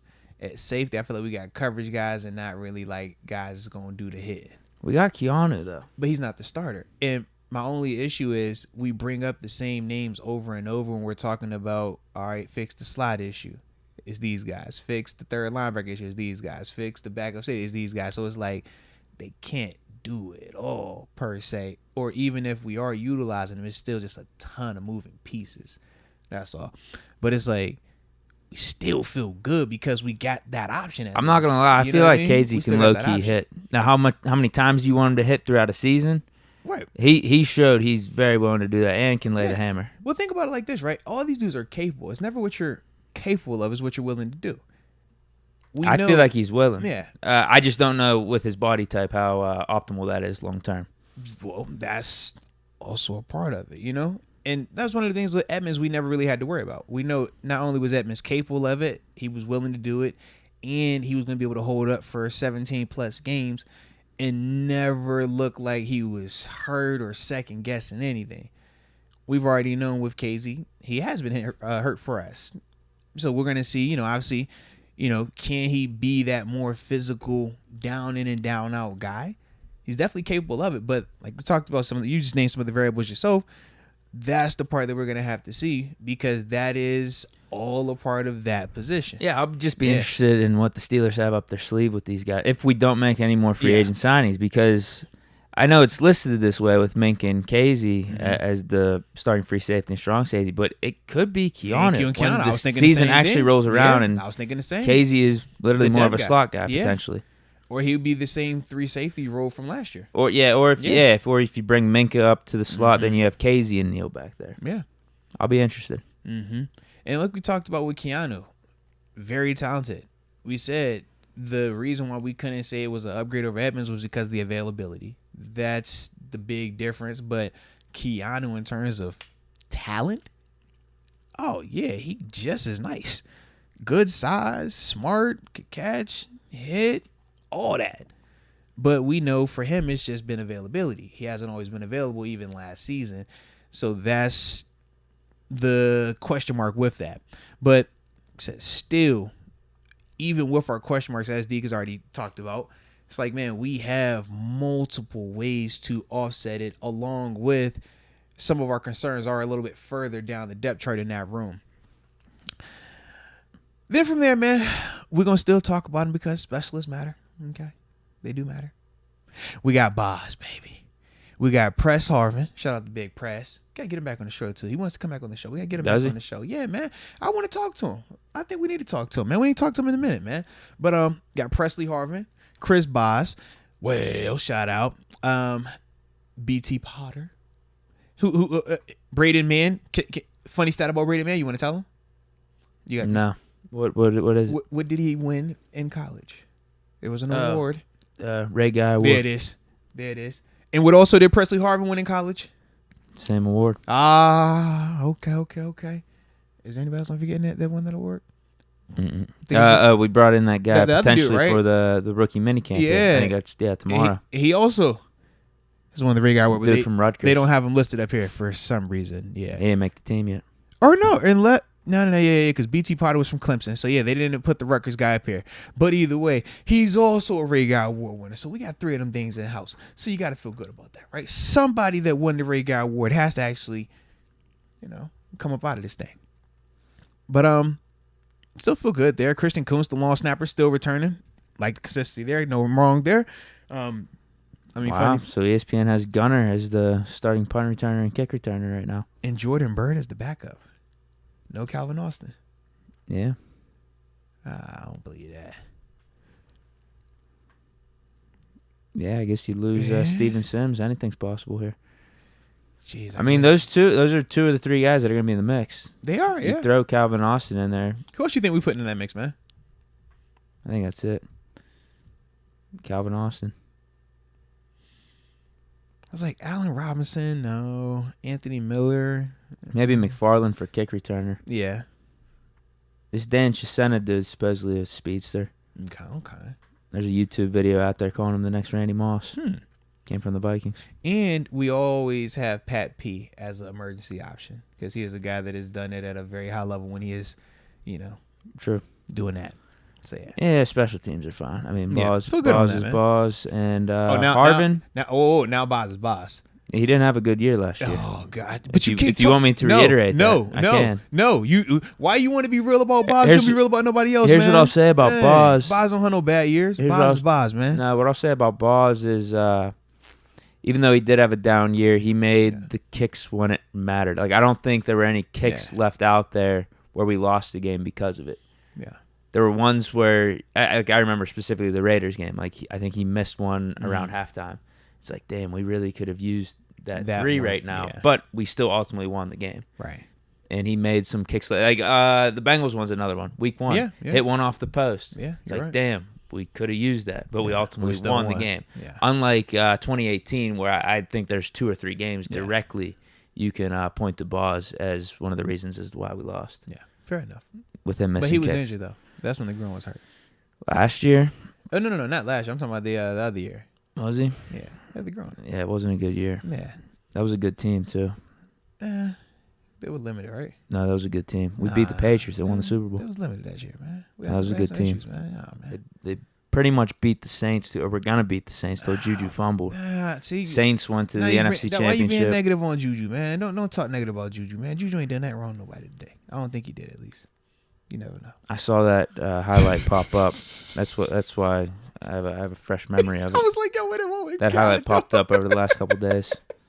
Pissed me off because I forgot. Even though the refs were terrible, we still had a chance for the game-winning drive.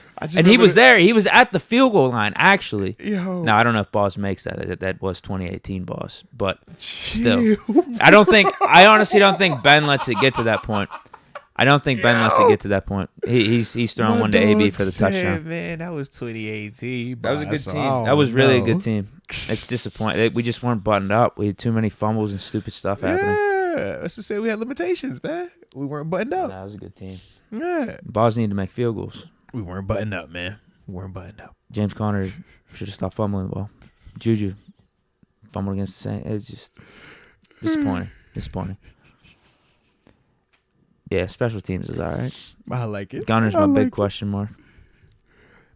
Yeah. Because I think Harvin was fine last year, actually. I would agree, man. He had a shanker too, but he had some really nice kicks. He had some really nice dots, and ultimately there were way more games where we weren't even talking about him than the ones where you're like really pointing, what the hell was that kick? Yeah, that was only like 1 or 2 times. He's good. I expect him to get even better. Plus with the competition, he's going to have to. Nothing like when a Ray Guy award when it comes to the building. You know, the last Ray Guy award when it came into a punt competition won it here. I don't know if you know that. Who? Presley Harvin. I guess you're right. Yeah, he was punt competition versus a mate, Jordan Berry, beat him out. So, let's see. Will. So who do you got the strongest? Who's the weakest? Who, child? The strongest, I literally wrote down. I said, pick your poison. Because I got a couple of them, bro. I have almost every position group listed here. Literally, bro. Outside of my weakest. So you ready? I'm torn between outside linebacker, running back. I love our wide receivers, But I low-key love our tight ends too. Yeah, I wrote all them down. And then the way that we've revamped this offensive line, I'm like, Wrote that down too. God, dog. But then the depth of our D-line and some of the high-end talent there. Whew. I'm probably just going to go with TJ and Highsmith. Low-key, I was settling on them. I was going to be biased because that's my position group. But I like them too a lot. One is the Depot. One gave me 14.5. Yeah, you've seen it fully with them because TJ has won a Depoy, has had multi-double-digit sack seasons, basically the best defensive player in the league. I mean, actually, you might be able to say that. You actually might be able to say that right now because AD is a little bit more on the back end. Like TJ, yeah, I think he's the best defensive player in the league when healthy. You have him and Highsmith, who just had 14.5 sacks, and they're both in the prime of their career. Mm-hmm. The thing you could say about all the other position groups is, like, how do these all look together? Like, I don't think Najee and Warren are a high enough end version at their spot as to what TJ and Highsmith are at edge. Well, I can see that. Yeah. Right now. Yeah. So there's that. And then receivers, you're like, okay, Deontay, catch the ball more. We know what you could do. Pickens, you going to really ascend here? Be elite. Robinson, injuries. He's like at 29, age 30. You still got some gas left in the tank. Like, I think so. It's just that at least with TJ and Highsmith, we've seen both playing at elite levels in Steeler uniform at the edge position. Yeah. Plus, you had a Herbig and a Roche. Like, if we still had some shitty depth, maybe I'd bump them down. But with us getting Herbig, us having Roche as the fourth guy, I'm going edge. Because even with the O-line, it's like, I love the O-line. I'd consider it a strength as a position group. But you got Broderick Jones as a first-round pick. How does this whole group mesh with the new guys? Should be top 10. How you feel about the wide receivers then? That's what I was saying. I love it. I love it. It's just we haven't seen Pickens become. We haven't seen Pickens do what TJ did at edge rusher. We haven't seen Pickens do that at receiver. Well, I was going to say we haven't even seen him technically do what Highsmith has done, because Highsmith's 14.5 would essentially be the 1,000 or 1,100 yard mark for the wide receiver. Yeah, maybe you argued Deontay with his Pro Bowl, maybe. Right. TJ Depot would be like if this dude came out here and led the league in receiving yards. Robinson, but on a different team. That was Jaguars in his second year. Yeah. Bears a couple times. Yeah. Tight end? With a shitty quarterback. You got to give him credit there. How you feel about the tight end position group? I really was back and forth with, man. I'm like, Muth, I love Muth. Y'all know I was on Muth, man, coming out of college, like, and I don't even like Penn State like that, man. Like, I don't know why we keep doing this with these Penn State dudes, bro. But I love, man, that was my dude right there. And then to see what Gentry is. Yeah, you were high on him and Darnell. Seriously, when not bro. A lot of other people were. Like, I don't know why. I just be loving that position group, man. But, yeah, I'm like, man, to have both of these dudes here, you still got Connor Hayward in that room, Zach Gentry. Like, that's another one. But my knock was it's Highsmith and TJ, and they're both already proven and, for the most part, healthy. Whereas with Muth, we know what he's coming off of in terms of the double concussions. Still very productive, but I wouldn't say that he surpassed Alex Highsmith in terms of that production just yet, and they don't have a TJ Watt in that room. Yeah, I love that. I love my outside linebackers, man. TJ, Highsmith, not only is it a position of impact, because it's harder to sell, if they were just two interior D tackles or if they were just two guards. It's harder to talk about it like that type of impact, but they play the position where you can literally take over the game. Oh, another point, Steelers record without TJ Watt. Yeah, that's a prime example. Like, when he's not available, I mean, we suck record-wise. Not literally, but record-wise, we don't win a lot. So with that, man, when you have both of those type of dudes not only showing it, but also having the potential to keep doing it because they're both young. That's the other part. TJ in the heart of it. Alex is about to come into that new contract season and stuff like that. Yeah, I like it a lot, man. Weakest? I go back and forth between slot corner and my third inside linebacker because I keep telling myself if my answer for slot corner is Keanu Neal for the physicality, then what's my answer for third inside linebacker? And if my answer for third inside linebacker is Keanu Neal, then what is my answer for the third slot corner? So then it's like, all right, I'm gonna put Pat P in there. Okay, cool. But now I'm taking away something from my outside corner spot because Pat P we look at as our best outside corner currently on the roster. So by moving him to the slot, situationally, I'm losing out on my best outside cover guy. So it's just that whole dilemma, man. But I will say because it is a passing league, Chandon Sullivan is more equipped for the passing situation. So at least I have the guy slated for what teams are going to do predominantly at that position. So I would say weakest position currently right now is inside linebacker because of that void right there. Agreed. That's literally how I kind of like process of elimination it. I don't really have a lot other than that, though. Between those two positions, I don't see a ton of, man, who are like, what is going to be our legit answer? Because we know slot corner and third outside linebacker, they're going to play. Like, especially in our defense, they play a lot. Whereas we're not talking about getting worked up over the third and fourth safety or the third and fourth D tackle or something like that because it's not as prevalent. But those are two positions that are going to be played and played a good amount. So that will, like I said, I put inside linebacker as the weakest. So yeah, I'm calling for Reuben Foster. Bro, you know how much that'd be dope, bro? I would like that. Ultimately, great team here. I would like that, bro. Got a great team. I would definitely like that, man. Loving this. Loving I the like vibes. it. I like it, man. Big expectations. All right, so I missed my chance to just say QB. I thought you were gonna dunk on him. I missed my KP8, chance. man. What's the strongest group? You I know, was he's just gonna the say guy. QB. Da, da, da, da, da, like, Missed my chance. Yeah.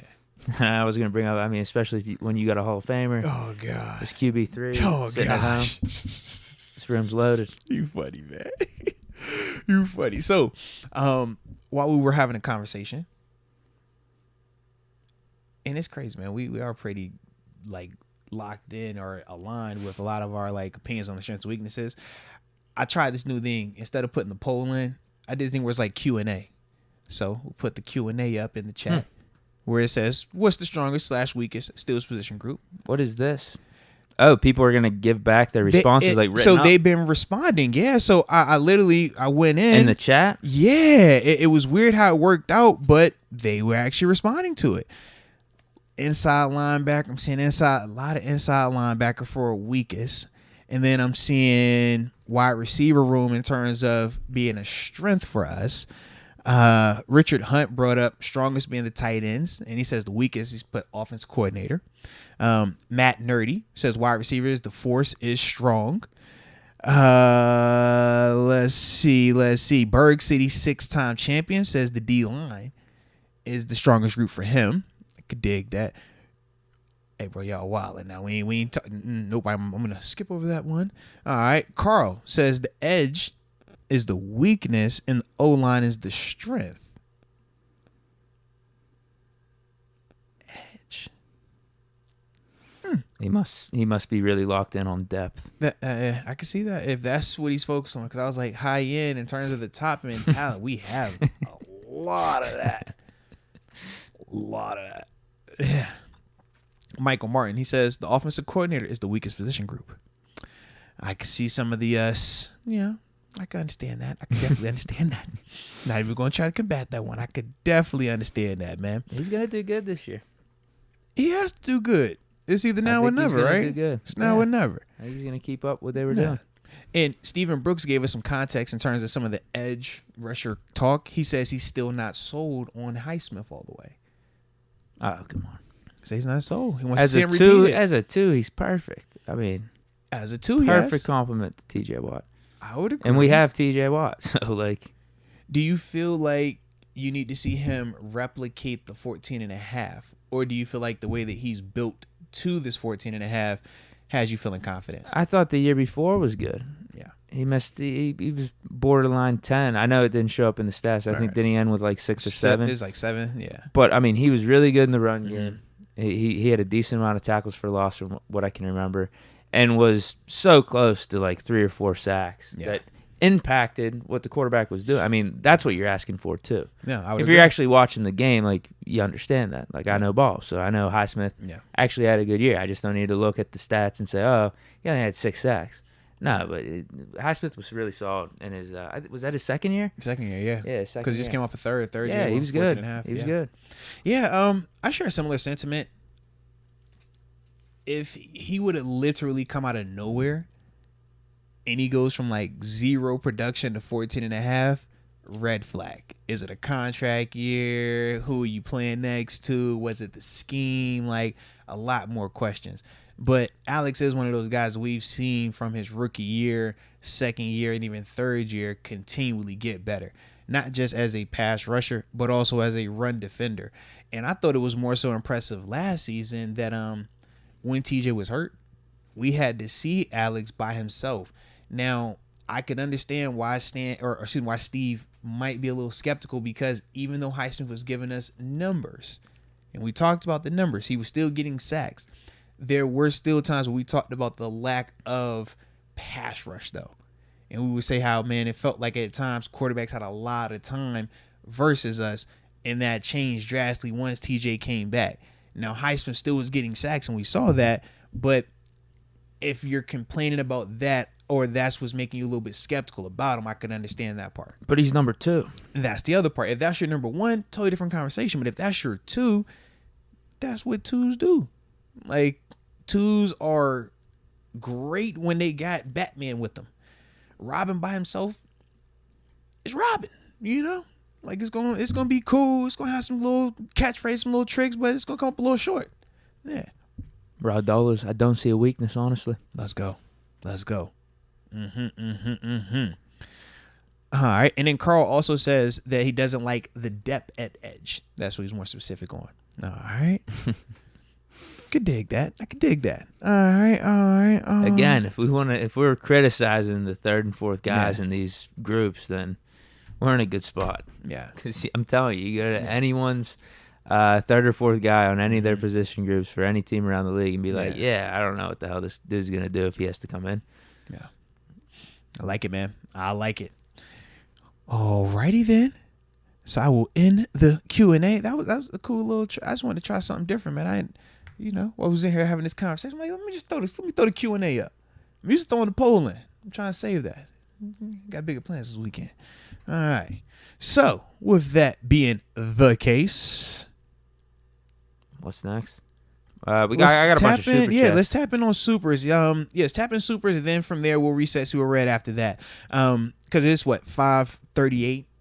We do got a 6:30 hard stop today, ladies and gents. But other than that, we still Gucci. So let's go ahead and do that. But y'all hit that like button one time. Subscribe to the channel if you have not done so, and don't forget to hit the notification bell so that way y'all can see me and Deke's lovely faces when we go live.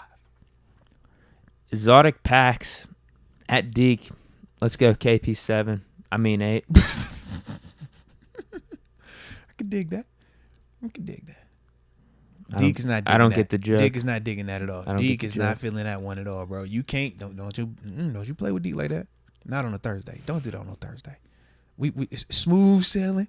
You know what I'm saying? We on the back end. We just cruising, baby. We just gonna keep cruising. All right. We not gonna get Deke worked up today. Elijah Boykin just showing love. Hit the like button. Dang, my bad. I didn't mean to cut you off. Shout out to Elijah Boykin. And yes, please hit the like button. But I did want to shout out Exotic Packs. That was their first super chat, the last one. So I just wanted to acknowledge that, man. We appreciate you for tapping in with us. Fish Momentum. Missed you guys. Yeah, where you been? Number 29, Ambition Live Friday at Rivers. Yeah, man, we missed you too. Hey, hope all is well in your neighborhood, though, man. Absolutely. I'm unavailable on Friday. Deke, my daughter is going to prom. So I'm on prom tomorrow. Yeah. So how you doing? Thank you for asking me that, Deke. I appreciate you. I know you haven't been handling this well in the past. It's a work in progress. I'm doing better today than I was yesterday. How about that? But we making it. So far, so good. They acting weird around me, which makes me want to get weird, if that makes sense. I don't like when people act weird around me. When they start acting weird, tiptoe it. Do you think that it's just like, all right, y'all being weird, man. Y'all being real weird. Stop making it weird, okay? Everybody's good. Everybody's cool. We all kumbaya until otherwise, okay? So let's just keep it that way. Don't make it weird. So, yeah. When is that? That's Saturday? No, it's tomorrow, man. Tomorrow. Yeah. You wearing the Black Forces? Strong possibility the Black Wife Forces, beater? man. Strong possibility. Or I might pull out the all red Chucks on them one time. You feel me? Like, let them know what's happening one time. Like, was popping. But ultimately, I'm just going to try to keep the peace, man. I don't want anything, any negativity. I'm just here for a good time. That's it, man. But yes, it is a very, very unique situation, Deke. Full circle moment, man. Very, very full circle moment. Yeah. Pray for me. If you're a praying man, pray for me. So you won't be down at the Rivers tomorrow? It's a strong possibility I won't. Or it's a strong possibility I will. But if I'm down there, I'm probably on the run. Okay? Because I've probably done something I probably wasn't supposed to do. And that's why I'm be down there. Because I'm be like, you know what? Hey, we going out anyways. At least make me feel good, ambition. Can you sing something to me? You know what I mean? I'm going to dap up official Maybe he momentum. could be your getaway driver. Low key. Well, I know official momentum got me. I know he got me. Okay. You feel me? So it's like, You think? well, I'm just gonna dap him up, and if he point him out to me, all right, cool. He told him it. If Official not, then momentum cool. does say he's always down. I know, so you just never know. If we need him, You know, he's always down. I would never put him in a situation to get in trouble, but if I need a distraction, I'd be like, yo, official man, all right, you stand here, we talking, all is good, but I do gotta go. But just because you've been rocking with us so long, I'm rocking back with you. If this is how the show ends forever. I think AJ Martinez would for sure be a getaway driver for you, right? Oh no, AJ is the guy that when I'm locked up, I'm calling him to break me out. He's that guy. I'm not calling AJ for when I'm trying to not go in. No. I got enough of that. I need the one for Too when messy. I'm. You know what I'm saying? When messy. it's El Chapo, I need to get up out of this thing. I'm calling AJ. AJ Martinez got me. You know. But as a whole, bro, it is this like weird vibe. Like, and I've heard people say this, and I'm like learning it now as my daughter dates. They're like, yo, if you raise your kid right, you'll feel good about their selections. I feel like I've done good so far. Started our rocket with some of her other selections, but we've got to. I would like to see a decent. I like the kid is cool. Like Cool enough to watch the next Warriors-Lakers game with you. Well, I'm an introvert. I don't like a lot of people, so it's not him. It's me. Okay? What about a movie then? Is Lakers Warriors like too elite of a thing to be doing together? I'm a very introverted person. I don't like a lot of people, Deke. You notice we only keep one chair in here. We've had, in how many years we've done this, there's only been an occasion where it's only been another person with this. TG. You see what I mean? Broke Like we keep a small. It's very tight knit. All right, it's very, very tight knit. Okay, very. You've seen Meet the Fockers? Yeah, I did actually. It's Circle of Trust. You see, they got the little Circle of Trust, baby.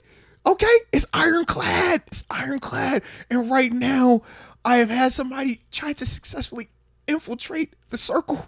And it's hard because I've done so much to protect the circle. And I love this part of the circle, but she's opened the door. And I'm like, ah. But her judgment has been really good. Do you take him to a Steeler game next year, maybe? Bro. What about a Buccos game in the summer? Can we work towards that? He pulled up to my man's baseball game. Go golfing with him? He pulled up to my man's baseball game last night. Okay? That was a step. It was all good. All right? That was good. I got to go to one of these games too, actually. You do. You got to pull up. I should have invited you. My bad. That's weird. I don't be thinking like, I don't know. I'll be like, yo, should I invite him down? I don't know. I don't be knowing, bro. No, you don't have to. I already figured it's open invite. Don't worry about that. Bro. You don't have to invite me. I ain't know. Yeah. But that was a whole ordeal there too, man. Obviously, he's there. It was a vibe. But little man took a ball off the beak. So that was. Man. But he tough, bro. Stayed in, he's like the hockey player. out. Yeah. Stayed in, balled out, won, like everything. Like they came back at the end. He was like, "Dad, my nose still hurts." Bro, but you talk about emotion. It wasn't off a pitch because it's not. No. Pitch, So right? it was off grounder? a bounce. Yeah. So he was playing first base. The ball, literally, dude's throwing it, shortstop's throwing it, and it skips. So he's going to get down. Yeah, he's trying to get down to get it. Skips off the ground, pops him in the beak. But bruh, gave him a Mason throw. Chill, man. I ain't doing that. But the thing was this though, bro. So that was like my first real like, oh man, my man's is down. Cause like he went down. I jumped up, bro. I started to jump out there. I caught myself, but I definitely started to scale the fence, bro. I felt bad. I was like, yo, Moats, you can't do this, bro. You know what this is like. You've been down. You can't be the dad that's running out there. You can't do it. But bro, Deke, it took everything. Give me Deke. I had to go walk it off after that, bro. I walked over there to the little side where he was good, cleared up. Coach like, you want to check him? I was like, I'm wild at it. Give him that look, Deke. You know the look. I'm like, you know what I'm saying? It's like, he's just sniffling. Like, you good, son? Yeah, Dad. All right, go do your thing. But then I kissed his nose. I think I kind of like blew it off. Yo, I couldn't help it. He like when I kissed the boo-boo. I'm like, yo, No. It was the most gangster, tough dad moment you have ever seen, Deke. I'm just throwing it out there, bro. It was gangster. It was tough. The way I walked, I ain't even smile, Deke. I hit him with the, I bet. All right, it's all right. You were definitely on cloud 9 at that point too. I guarantee it. Oh my God, yeah. You didn't even know where you were. You thought it was a dream, probably. Yeah, you know what I'm saying? So it was a day, bro. It was a day. But little dude was there, in terms of, KK's prom date, boyfriend, situation friend. So what's the build up here? Is a Bucks game, is that too soon? Is a Steelers game too much with you being a former Steeler? That's a lot. What about like Thanksgiving? Can you come over for that? Whoa, That's too soon. So listen. Coming up. Okay, I'm a big family oriented guy. You know what I mean? I don't like a lot of people in the family. So you what's his next step? What does he got to do now? I thought him coming to the game yesterday was a big step. I thought that was big. I think you're the one that needs to open up more. Then he's probably willing to take further steps. I'm an introvert. Deke, like he's probably willing to watch a Lakers game with you. Deke, but you need to open up. Deke, I'm shy. How about that? I'm shy. Okay. I don't like a lot of people. Does he look you in your eye when he shakes your hand? Yeah, he does. Okay. He checks all those boxes. Like that's what I'm saying. He's a good kid. You do the car door trick. No, you ever hear about that? The what? The car door trick. The car door trick. No, never mind. This is reverse. Never mind. You never heard about that? No, what's this? It's not a test for the guy. It's a test for the girl. Oh, you ever heard about that? Yeah, you walk over there and you don't touch it. See if he opens the door or not. Does the girl open the door? Yeah. I'm familiar with that. Yeah, so it's the reverse. Never mind. He wouldn't be doing. You wouldn't be doing the test on him. Right. No, I know what you're saying though. But yeah. But like I said, the kid's good kid. So I do feel like I've checked off enough boxes that I'm not completely a failure as a pops. But Deke, this is a very, very trying time for me that I'm in right now, man. It tests me emotionally because I'm just like, yo, I'm not used to this, man. This is mine. You know what I'm saying? Like you gonna understand one day, Deke. Like this is mine. You can't. No, this is my ball. You don't get to play with my ball. No, you feel me? You can't play with my ball. What you mean? What you mean? And now my ball want to go play? No. Self-made is saying trust the process, Moats. Boy, see, I that's why I could be no Sixers fan. I don't trust the process. I have zero trust in the process, man. And I was the guy putting the process in. I felt good with all my coaching on the front end, Deke. I understand when Coach Tomlin and Dick LeBeau, when Keith Butler, when they would talk how they talk, and they're like, we done prepared you, we done all we done, but it's out of our hands now. It's out of our hands. I get it. Because I was like, Lord, will she be out there like, Lord? Deke. Richard Hunt's saying he's here for the Steelers tickets. Oh, Lord, y'all fine. Is that his deviant plan? Is this the guy that likes the show, too? Maybe he's trying to get that third chair. Chill. All right, chill. He does tune into the show. He does tune in. But I have not heard anything about that. That could have been a conversation, but I don't think they brought that conversation of it. Getting the third chair or getting the Steeler tickets? Either way. Like we had our first conversation about football. I've heard that that's something that has been. Does he know ball? He plays. But that's part of what. Yeah, what's his takes though? I mean, you could play, but you still not know ball. Well, no, it's more of like not even like you're looking at it as an analyst. He plays. He's looking at it as. What's he think of KPA? That's my question. No. Think about it as an individual, right? If you play defense, you play D-line. And the person you date, Pop played in the league, outside linebacker D-line. It's, you know what I'm saying? It's like a lot. It's not a negative, but it's like, yo, it's different. You know? He doesn't know ball, is what you're saying? He's not a fan of KPA. Is that what it is? You're totally in left field, bro. He doesn't watch the Steelers. He watches the football. He watches Steelers, but no one cares about him like to that extent. I need his opinion on the Steelers. I wish that's what I need to hear. I wish if he watches enough, he could give an opinion. Right? He'd give a take. I wish when the football convo came up, it was just KPA Steelers. That's fun. Yeah, talk that all day, man. But it's not that. You know, it's like. It's gonna be excellent. Show him the swim move. It's that, you know what I mean? Like, it's not a negative. I like the eagerness, but I'm not ready for that because I'm an introvert. But I'm a work in progress, though, Deke. Oh, right? So he's hitting you up for tips. But they go in the weird way. I told you. It's like, let me talk to KK, KK, you talk to wifey loud enough that I can hear it. You see what I'm saying? Yeah. I said the weird way, right? These are kids we're talking You're about. telling KK. No. I'm not telling KK. KK. I'm not telling KK. No. But when they're asking for it, that's how it comes out. You catch my drift? When it's like, hey, when do you guys start winter workouts? When do you guys start practicing? Oh, you're working on this? Hey, mom, did you know this? That, you know what I mean? And then you have to come over. No. But it's looked at like, are you going to talk? You did it for the first time recently. Nope. It's a work in progress, Deke. It's a I work thought in you progress. said you did it. No, I said that's what comes up though. We talked football yesterday, but it was surface level. Like I said, man, I'm weird, man. I'm working on it, bro. I'm working on it. All right, Deke. I'm working on it, but I blame you. They're saying maybe a gym date too. You can take 'em to the See, gym. y'all doing a lot, man. Y'all are doing a lot. Show them okay? what you do with the weights and the heavy bags. I mean, that is a strategy. See, y'all doing too much, man. Y'all doing That too could be much. like a win-win for you. I Like you don't could need- show them what you got, But put I a little don't fear need- in them, well, but why also get a workout in But with why them. do I need to intimidate? I don't need to intimidate, baby. I honestly don't think you would mind doing that though.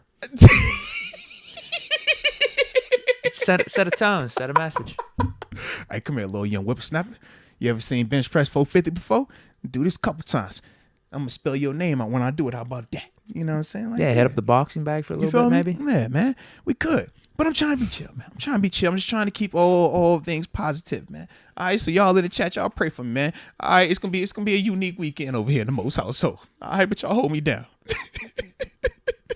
Well, speaking of AJ Martinez, he gifted another Arthur Moats membership to Nobe412. That's my dog. I need you, AJ Martinez. Salute you for being dope as always. And Nobe412, welcome to the upper room. Yes, indeed. Yes, indeed. Alexander Sneed, Casey in there, dime. Basically plays inside linebacker. If in nickel, we have the thumper. Yeah.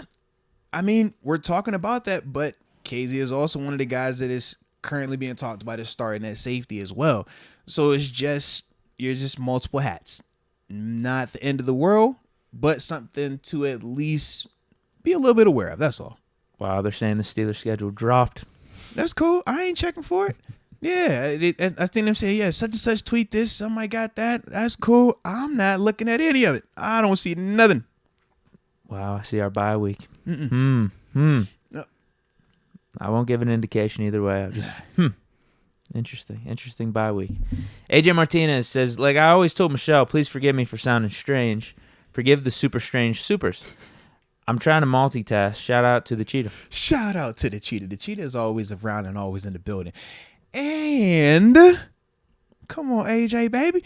Would it really be a AJ Thursday or AJ Super Chat if you didn't have some type of encrypted spelling message or appearance of that? That's what we like it. It makes it exciting. You spice it up, man. You like the hot sauce in the gumbo, okay? I'll be interested to see this full schedule too, because a lot of the leaks were coming from Pony actually. I can see that. Okay. He dropped like 5 or 6 of them, so we'll see if it adds up. Okay. Tito Whitaker gifted an Arthur Moats membership to Tyler Minnick. Shout out to Tito Whitaker for being a dope person, and Tyler Mimic, welcome to the upper room. Yes, indeed. Yes, indeed. Berg City 6-time champions. Blessings, bros. Keanu is like Ihorn and Fenkel. He is him. Might be that X factor we need. Brian Dawkins type. Okay. I like that comparison. I'm like, bro. I like the comparison. It's like, I don't know how jeez. accurate it is, but I'll take a Brian Dawkins comparison for Keanu Neal. What? If that's what we're going to get out of that, man, that's our productivity. Hey, man, we are not tripping on that at all. Richard Hunt, why can't the buys be in week 9 or 10 for all teams? Hey, man, that would be an interesting concept around the league. Almost like a universal bye week type concept. I don't know. But don't put it past the NFL, man. They're going to keep adding games, and down the line, we're going to get to where it's like a hard stance on multiple bye weeks in a season. And that could very well be something, man, that does come about later on down the line, man. But we obviously know that is not the case right now, man. Sean McCartney says, since we can't mention 7, do we say Stairway to 8? Who said we can't mention 7? It's just I don't know. It's Stairway to 7. Yeah. It's definitely Stairway to 7. Sean McCartney says, Date walks up, sees Moats pushing sled and tackling. I low-key thought about bringing out the old weight bench, putting it in the front yard. Just for the culture. Yeah. Thought that could have worked. Call up some of the homies. Everybody pull up Right. on us. Is TG still in town? Because Cookie Monster says You know this. Bro, someone said use Deke like they did in Bad Boys, but they forget about TG. TG Let that young boy meet TG. TG. Lord. He don't need to be TG. No, he don't need to be TG. He probably love you though, Deke. Yeah, he probably like you. I can see y'all clicked up. TG gonna press him. Yeah, he could be cool. I'm just wondering if he knows ball. TG for a fact gonna press him. Just cause TG gonna press him. Yeah. Cause that's what dudes do. You just gotta press him. He gonna press him. You met my boy Damo when he was here last time when he was up for the draft. Yeah. He like all my dudes they like, yo, what's his name? Where's he at? What he look like? What's his IG? What's his Snapchat? Where he from? What school he in? Where he get recruited to? What's his SAT? It's like, where his mama stay? Where his grandmama stay? It's like, bro, y'all ask. Oh, yeah. You know what I'm saying? Like, yeah. I'm like, yo, everybody chill. So good. So good. You know? She's in a good space right now. I'm proud of her. So all Sean McCartney wants Harrison. Yeah, we're gonna be locked up, bro. We're gonna all be locked up. Y'all know Debo don't play. Okay? Debo definitely don't play. And if the dude smile the wrong way or doesn't smile, and you know it'll be like that scene in Remember the Titans when Denzel Washington is getting on my mans and he's like, you don't like football? No, football's fun. Why you smiling? No, football's fun, sir. Football's fun. No, football's not fun, sir. No. He didn't know what to do. Couldn't say anything right. That's how Debo is, man. Yeah, we ain't gonna do that. We don't want Debo doing that, man. So we're gonna let it all vibe out. Everything's gonna be well though, man. It's gonna be a great day. Richard Hunt says, you both helped me get through the work week. Love y'all. Man, appreciate you. We love you too, man. You help us get through the work week. Is this our work week? Technically, this is our work week, right? Technically. If we call it work. Let's call it kicking it. You know, hanging out. Talking ball. You know. We not talking ball. We delivering facts. Other people talk ball. We deliver facts over here, man. Fair. I like that. We're about 6 o'clock right now. All right. So then we should have enough. See, I'm low-key nervous, though, Deke. Because of these schedule leaks now, man, I don't know if it's going to work out the way that I was anticipating it working out right now, bro. Oh, asking about the schedule? Yeah. They said a couple people said the Steelers schedule was out. Do you want me to check? Because I'm going to look up the schedule anyway. Yeah, if it's out, then we don't do anything. I'll skip that. Yeah. Call it a day. Yeah. But let's just check it out. Yeah. Okay. I'll go Twitter, I guess, right? Well, you know, Twitter's the best place to find information, especially accurate information. Then is Wikipedia. Y'all don't take me serious. I'm just talking noise. Yeah, because what happened with the Packers is literally the whole schedule got dropped earlier today. Serious? So, like, the Steelers-Packers game was the first one. Yeah, you already knew that one. That was the earliest one. Then Filipponi started dropping them throughout the day. I think there was one other, like, Pittsburgh reporter that had one in their back pocket. I'm seeing them saying Pony tweeted it. Pony tweeted out the whole schedule or just like... Did he? The whole schedule? They're saying he tweeted out the whole... He tweeted out a bunch of leaks earlier. Go to him and just see, like, is it... because if it's the whole thing, then, we'll be good for the day. What's his? Like Pony Express. Something like, all right, yeah. Hold on. Shout out to Pony. This dude crazy. My God, I can't type. The Pony Express. Okay. Let's see. It looks like he's doing them. Oh, here it is. Yeah. God, it's out there. Yep. Yep. I'm good. That's the whole thing right there.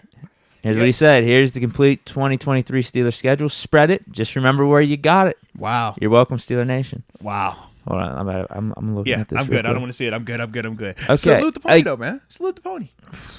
Initial reaction. Thumbs up or thumbs down? Can you just give me that? Thumbs up, thumbs down? I don't know the times on some of these games. Fair enough. Oh, wow. Wait. No, they do. Don't give me no. They do have some of the primetime slots. Thumbs up or thumbs down? Can I just give me thumbs up or thumbs down? No, don't give me no other than that. Nothing other than that. Yeah, this is fine. I mean, we already know the opponents. Right. So is it thumbs up or thumbs down? Yeah, no, this is fine. This is thumbs fine. up? We good? I think it's organized in a pretty good way. Okay. That's it. Don't tell me the notes because I want to be surprised. I'm looking forward to the night. Here's the question: for the Steelers' sake, or for the fan viewing experience sake, though?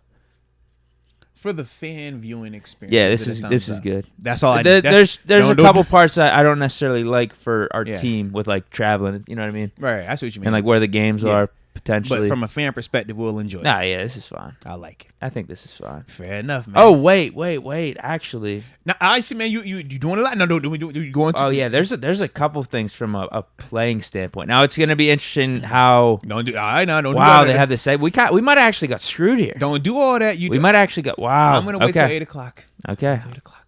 Wow, we might have actually got screwed. Yeah, we'll see. I'm gonna find out. I might actually be kind of pissed. I'm gonna find out at 8. We're gonna find out. A couple of the prime times are cool though. We're gonna find out. We'll find out. All right. Fair enough. I likes it. So then, yeah, we won't do the final part then because that info is already out. And ultimately, y'all go. Yeah, there's a lot from a playing standpoint I'm not liking about that schedule right now. But I'm gonna say that. Don't look at the chat then. Yeah, I'm not. Because we obviously gonna deep dive, talking all this, reacting all this, and all that other stuff. So I ain't. Nope. I'm gonna take my surprise. It is 6:02. So that not tripping on that. Okay, everything's good there. Yeah, no more supers. I'm about to say I feel like we should be good. Thursday, 6:02. We got Batch on Monday, right? We do got Charlie we got Batch, a loaded man, schedule next tapping week. in on Monday with us at 4:30. He will be joining. Also, we will be starting at 3 on Monday. I did want to throw that out there. Little man has a game that night, so we'll be starting at 3. But C Batch will be joining us at 4:30. You don't want to miss that, man. Obviously, we can get his thoughts on the draft. Talk a little KP8 as well for him, man. So that's gonna be a dope thing, man. So you definitely want to tap in with that. But other than that, do we got anything else? I think that's it. That's it. All right. So with that being said, man, y'all stay safe out there, man. We appreciate y'all always rocking with us, man. And as always, man, hit that like button and subscribe on the way out. We will see you next time. But until next time, baby. Peace.